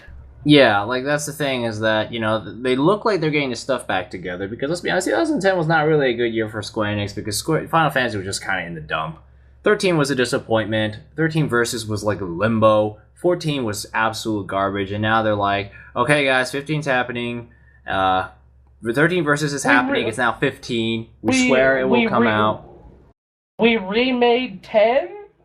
They remade 10. They redid. Yeah. They redid Final Fantasy 14 to the point where it was a surprising success. So, you know, they're kind of on the up. So, you know, owning them, I think, is a good idea. Or who I would work for. I probably work with Platinum because they're just kind of like working on just about everything these days. It's like, hey, we're making Bayonetta, but at the same time, we're making this ridiculous Metal Gear game. In addition, we're also making... we also made Mad World. So we're making this Xbox One game about fighting dragons. I mean, like Platinum Games, I kind of like to work for them because they're just like throwing ideas out all over the place. It's they've made the Wonderful 101, I think, and then they're making Bayonetta, and then they made Mad World, and then they made Metal Gear Rising: Revengeance, and I'm just like, dear goodness, you guys are like all over the place, but it's kind of cool because they're not like locked into one thing like some game studios do. I really liked the Wonderful 101 last year. In fact, I would go as far to say like Bayonetta and the Wonderful 101 are better than anything Square Enix has put out since Kingdom Hearts 2. So yeah, I would own Square Enix. I would work for Platinum. The reason why, now obviously in the case of Atlas, yeah, I wouldn't say I want to destroy Atlas, but as far as I know, I don't really own anything from Atlas that, you know, stands out super amazing. I have yet to understand Persona 4. I don't get Megaten 4, and, you know, Atlas is a good company, and, you know, they do cool things, but I just haven't found the one thing that makes me go, wow, Atlas is amazing yet. We should also, I'm saying, all right, so, and third one is free choice, unless you don't want to, all right, so here's mine for everyone. All right, here, get this. All right, so Nintendo, Valve, Sony Computer Entertainment, just Sony Computer Entertainment, so the PlayStation division. Oh shit! And we have to pick out of those. And we have to pick out of those. What you gonna do now? Okay, right. I know what I'm gonna do. Okay, I'd own Valve because they own Steam. So you can never, like, once again, you're just never gonna go broke. Yeah, you pretty much Gabe Newell, who's a billionaire. So I'd own Valve, I'd work for Sony, and get rid of Nintendo, just because it's like money is definitely at Valve. I like Sony's games better than Nintendo, so I'd work at Sony, and then I'm not a big fan of Nintendo. So all the childhoods you just killed, all of them. Bum bum bum bum. Okay, so I would also own Valve, and I would literally just say, Gabe Newell, I will give you half of the ownership money if you just keep doing what you're doing and owning it. Like just I am just owner in name. Just do what you're doing. Just keep doing what you're doing. Just keep giving me money. You guys can do whatever you want to do. If only it was that easy. You know, I would work for Nintendo because every person I've ever talked to that works there says they're never gonna leave. And like, I seriously, like, people say that they never want to leave that company, and like everyone there that has seemed to work there for an eternity. So, you know, plus they made Zelda, Mario, Metroid, Star Fox, F-Zero. They made my childhood basically. And as much as it hurts to kill Sony Computer Entertainment, I would do it between those other two. Because killing Valve is just unacceptable. And then killing Nintendo, I think, is just even more unacceptable. What about you guys? Anthony? This is a bit hard because I don't really have as strong of a connection to Valve. Because to me, I was like, okay, think of Valve. What do they do today, right now? And I think, and the only two things that came to my mind is like, well, they have Steam, and they have Dota 2.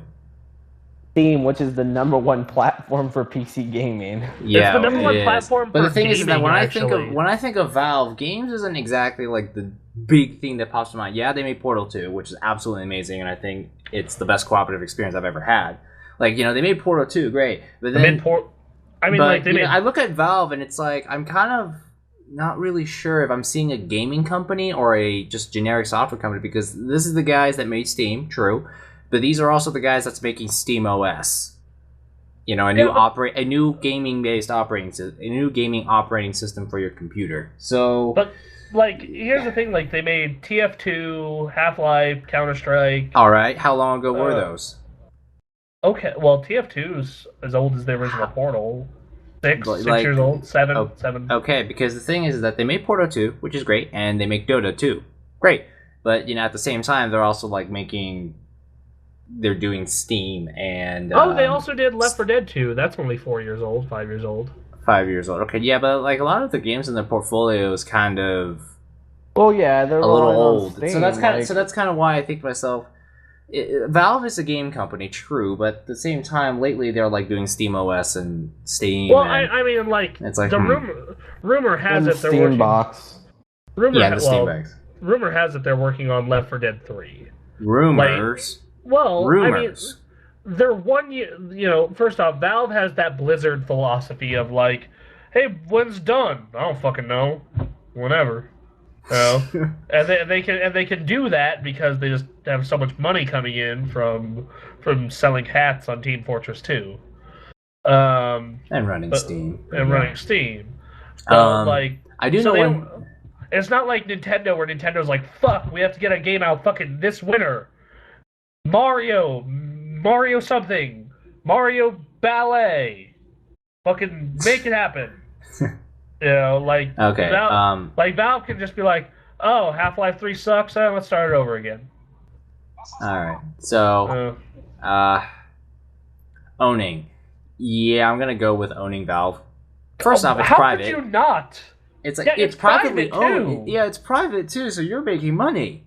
For sure, you don't have to worry about stock prices. As far as I know, I'm not very well. I'm not really well educated on financials. You are right on that. Like, because here's the thing: like in the case of Activision, you never know, and you definitely don't want to own Nintendo. You just lose money.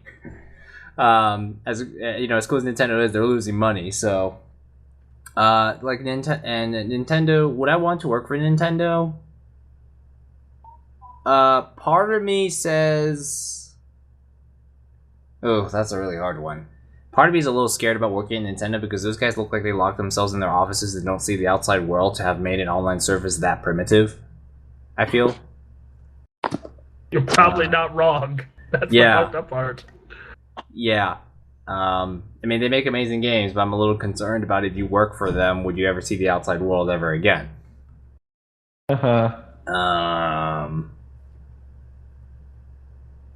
Oh, this is a hard one.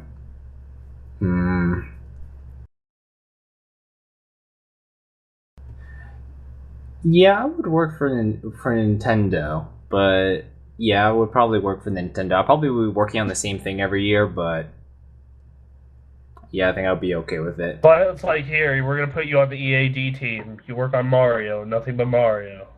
Yeah, Hope you like Mario. that bothers me. Of course, I don't think it's that much better at Sony Computer Entertainment because I was put under Polyphony Digital. I'll just be staring at cars all day and doing this exact same thing on Gran Turismo. Granted, the cars would change, but then I would just be told by the head guy, "Okay, we need to make something really dumb. Let's put a GPS visualizer." It's like I am not joking. It's like we need you to record these car sounds all day long, Anthony. Here you Actually, go. they don't even do that. They sound kind of terrible still. Freaking, they said they'll put a patch out to fix the car sounds, and they still haven't done it yet. So basically, GT6 was released unfinished in my mind. Yeah, like Polyphony Digital, it's like, okay, Anthony, you are responsible for the programming to improve the suspension physics by 1%. Go. Yeah, that would suck in a way. See, for me, it's like it's great for people like me who actually play the game, but for the programmers, it kind of sucks. Yeah, see, for me, it's like, I would be working in marketing or PR, so it's like, all right, man, you got to market for Nintendo. There's only up from here.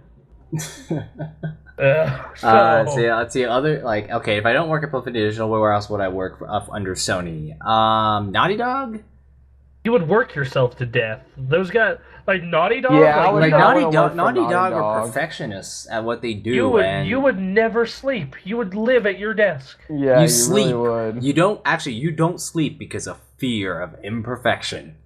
Yeah, like I would not want to work at Naughty Dog. Fuck that. I might be okay at Sony. I love those guys to death, and I love their games, but you guys make awesome products, and you guys are crazy.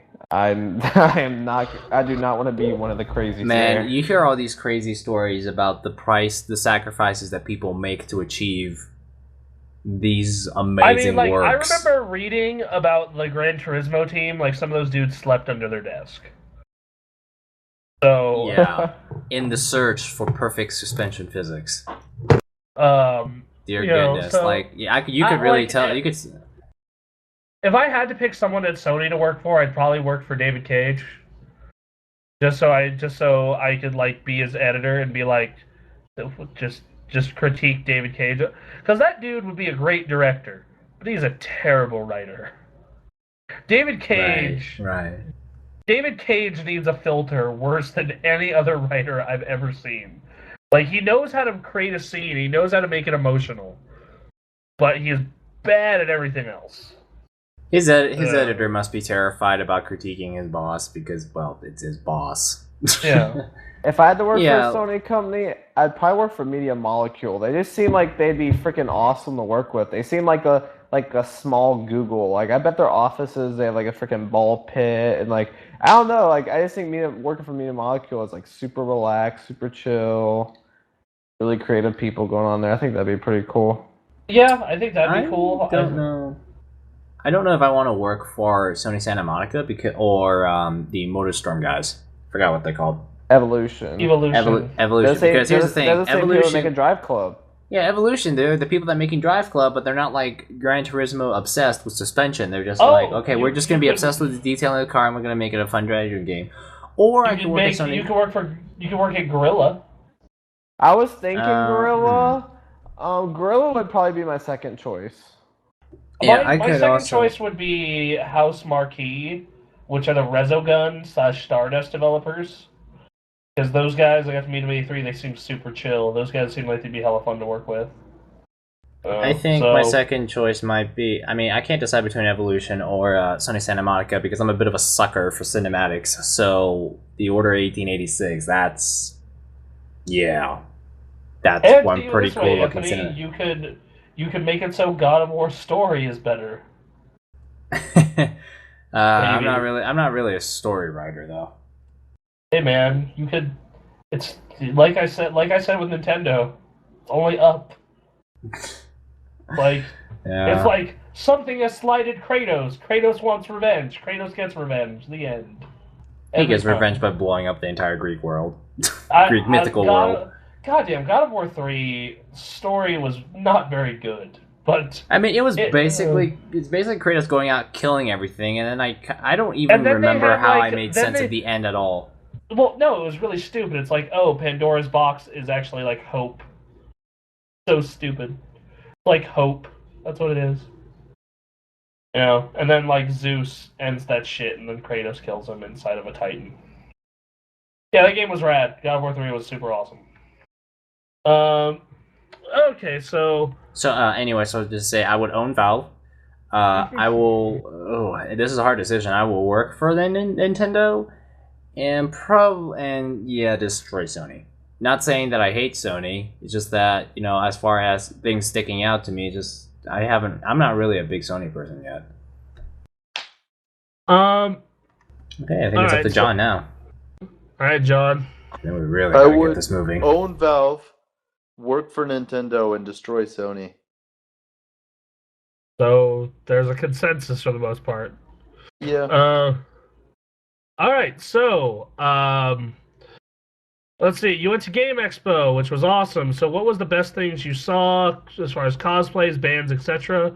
What did you buy if you bought anything? How the hell were you able to play that tournament on those tiny computer screens, and did you win?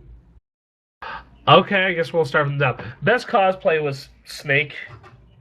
Snake was pretty cool. So props to Sora, my friend Tasha. That was a rad cosplay. What about you, John? What about you? You were at game also. Yeah, Sora was pretty fucking badass. I regret not taking a picture. I have video. Yeah, but I mean, Snake was too. I think probably the best moment while we were there was when we were playing Halo, and we could hear the concert in the background. Yes, that was the Zelda theme specifically. That was awesome. And that was a match we won too. It was, yeah. We creamed those guys. Well, we beat everyone by a lot except for the finals. God, yeah. Man, it was not pretty. All right, so as far as bands, Big Al was great. DJ Flex was great. As always, the Symphony was great. I liked everyone. Also, the music that was played at the Greenlight Gaming booth was pretty fucking great too.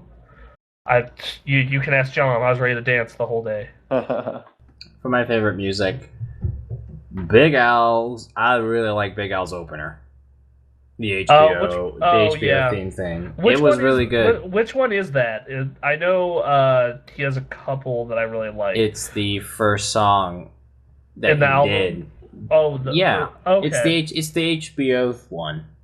All right. It's like that HBO intro one. Is he still calling his album Altered Beats? I think it's called Big Album now. That's also pretty good. Yeah, I like that title. Big Album. I'm A-okay with both of those. Yeah, you guys should definitely check out Big Al. We did a interview with him earlier this year under interviews. He is a nerdcore rap and hip hop artist. His stuff is really good. Yep. As far outside of the music though, Tomo Club and the Symphony was okay. Tomo Club's pretty consistent. They kind of play the same songs though every time. Yeah, and the Symphony I noticed is smaller this year. Smaller. So it's not really quite as grand as last year. And the music was slower this year too. I like slower as in they picked more calming stuff instead of ones with lots of energy like Hyrule Field and Kirby's and the Kirby song from Smash Bros. Melee. They just picked slower stuff this year, and they had a smaller group. Yeah, that's true, but I also think that their smaller group made them actually a little better as far as their talent goes. So that's true. I mean, I prefer last year's Symphony music because it was a mix of some really good stuff. You had that famous opera song from Final Fantasy VI. You had the Kirby theme. You had the Hyrule Field theme from Ocarina of Time. It was really exciting. I really liked the set list they played at A Day of Games. They had Sonic the Hedgehog. They had the Juness song, which, how could you not love the Juness song? Every day is great at your Juness. Okay, the timing's off, Bronson, because you're like I know. Half a second behind me. Yeah, internet, great, super. Okay, still that's. As for etc. So TGA took the 1, 2, and 3 spots in the Shaq Fu tournament, which not sure how we should feel about that. I'm amazed my laptop could even handle that thing. I know it's just a Super NES emulator, but the ODC Remix guys, I think they didn't have a computer. No, their computer couldn't hook up to the hookups they had at Game Expo. Yeah, so they borrowed my laptop for that panel and the subsequent Jack Food tournament. It's kind of funny. Man, they had to fix some controller mapping problems, but after that, it was pretty smooth sailing. Yeah, that was John. The Jack Fu thing was kind of fun to watch, if I'm honest. It was that game is terrible, so bad. Yeah. But Bremen is now the Gamer Access and Game Expo 2014 Shaq Fu champion. Oh boy. Oh, also, Nick, you'll like this quote from that Shaq Fu tournament. It's when Shaq gets hit, he kind of looks like Charles Barkley. Charles Barkley, that's funny. So, all right. So moving forward, we also John and I competed in a Halo tournament. John, is John here? Yeah, I'm still here. Okay, so John and I did really well. As for your question, sorry, what did you buy if you buy anything? I don't think anybody bought anything, did we? Nah, McDonald's. Oh, well, yeah, we bought McDonald's. I bought nuggets. a plush. You know that print that one girl has, that really good Majora's Mask one? Yeah. That's Wait, the what? The Majora's Mask print at the art booth. Not at B's booth, but the one next to her. I didn't see that print. Okay. Well, she sells the plushies also, and I nearly bought one of those. This is like if she was at a day of games, and now she was at Game Expo, and I was just super close pulling the trigger on that. Yeah, thing. I bought a plush from her. I bought a Mr. Saturn plush. Those Great. things are so throwable because most people's memory of Mr. Saturn is it's the little Earthbound thing item that you just pick up and just throw at people and doesn't do anything. It's so throwable. Like, I got it, and the first thing I thought about doing with it was just throwing it at someone. Yeah. All right. Yep. Let's see.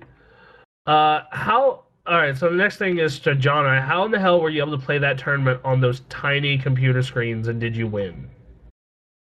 Also, you spelled tournament wrong. But I can't speak for John, but I actually think playing a game like that is better on a smaller screen because you don't have to use your peripheral vision to see people. You just see them. I did fine. What about you, John?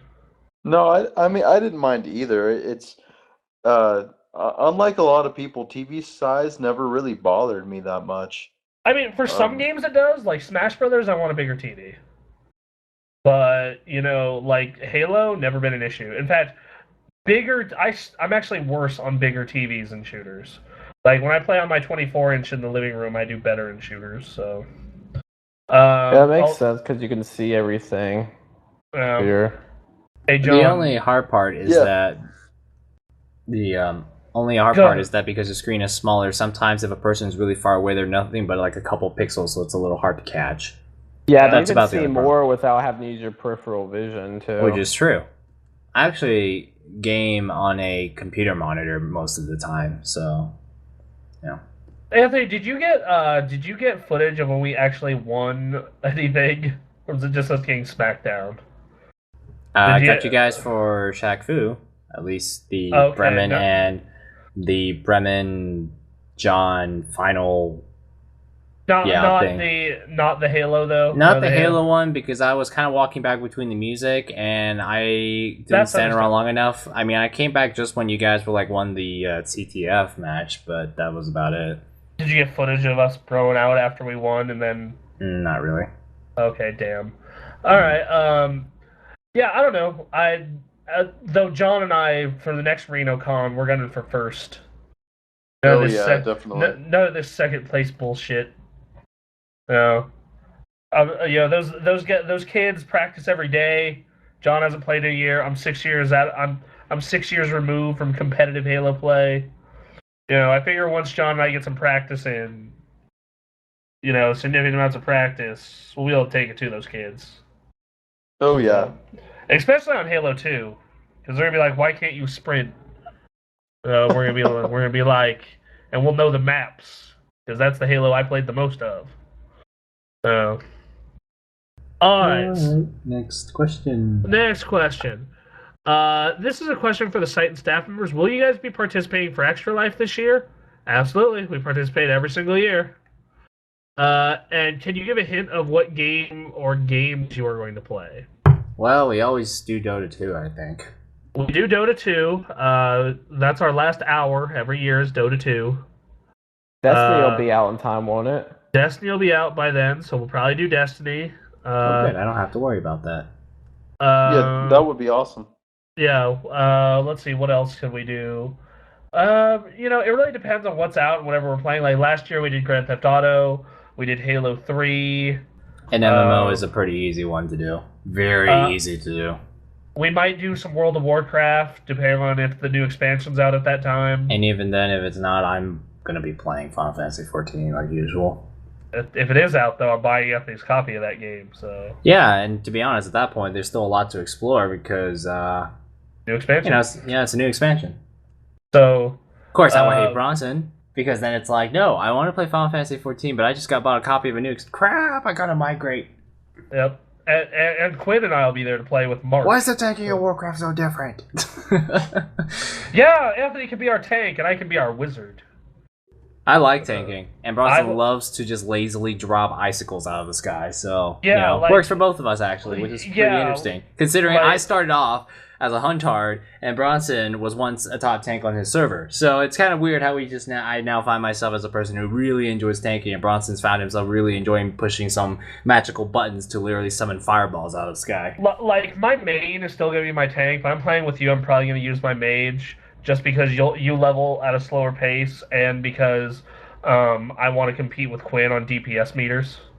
Ooh, that's something from Warcraft that I like that FF14 doesn't have. It's like those little add-ons that says, here's how much damage you're doing. And so you're always looking for ways to get a better number. Because, it's like a high score. It's like, oh man, I'm only doing 4,500? Well, I want 500. I want 5,000. And then you want... No, and then it gets a little dumb to the point where you're doing so much that you kind of forget that you're not supposed to be going that overboard, and then you get killed. Or you get situations like we used to have in my old guild where we would have two people literally just in a giant competition, which I supported fully because it made things die faster. I was like, anyways. Yes, MMOs. Very easy to do for Extra Life because you can easily have those as time sinks. I mean, it really is depending on what's going to be out at that time. So hold on, let me check the Extra Life date this year and how long it is. Because last year, because of daylight savings, it was an extra hour, which also, shame on Aaron for falling asleep during it. Yeah, we freaking had to play Dota without him. Yeah, which by the way, Dota at 7 in the morning is kind of entertaining, not because we're up really early, but because we for me the funny part is watching newcomers come in and complain how it doesn't play like League. That was funny. That's like saying it's like what you walked into Battlefield expecting it to play like Call of Duty? No. Okay. That's October 25th at 8 a.m. So, it's October 25th at 8 a.m. to 8 a.m. So, And we filmed the last hour, too, at least that's what we did last year. I imagine John and I could do some Killer Instinct. Everyone gets to enjoy my perspective of failing at Dota. Yeah, also, because of the new consoles and that new NVIDIA GeForce experience, we'll be able to live stream the entire thing. Whoever shift it is. And because I don't work fucking Saturdays anymore, I can go the full 24 hours. Oh man, you're gonna die. John, do you want to do the full 24 hours with me? I work on Saturdays, but text me the date and I'll try to get it off. It's alright. Well, can anyone else do the full 24 hours with me? No, because I would just be dead by then. Well, the thing is, half the games you guys are playing, I don't have. So. Well, we can play Dota the entire time. That's free. I would fucking shoot myself by the 20. Hey Nick, you can suck at the game just like me. Hey, with 24 hours to learn, we have to get good eventually, right? Man, I am not playing Dota for 24 hours because I can't play League for more than 3 hours. Oh my god, no. Yeah, I imagine Anthony and I will sink a good, like, 4 or 5 into WoW. Like, just if the expansion is out. Like, If we do Destiny, I can commit quite some time.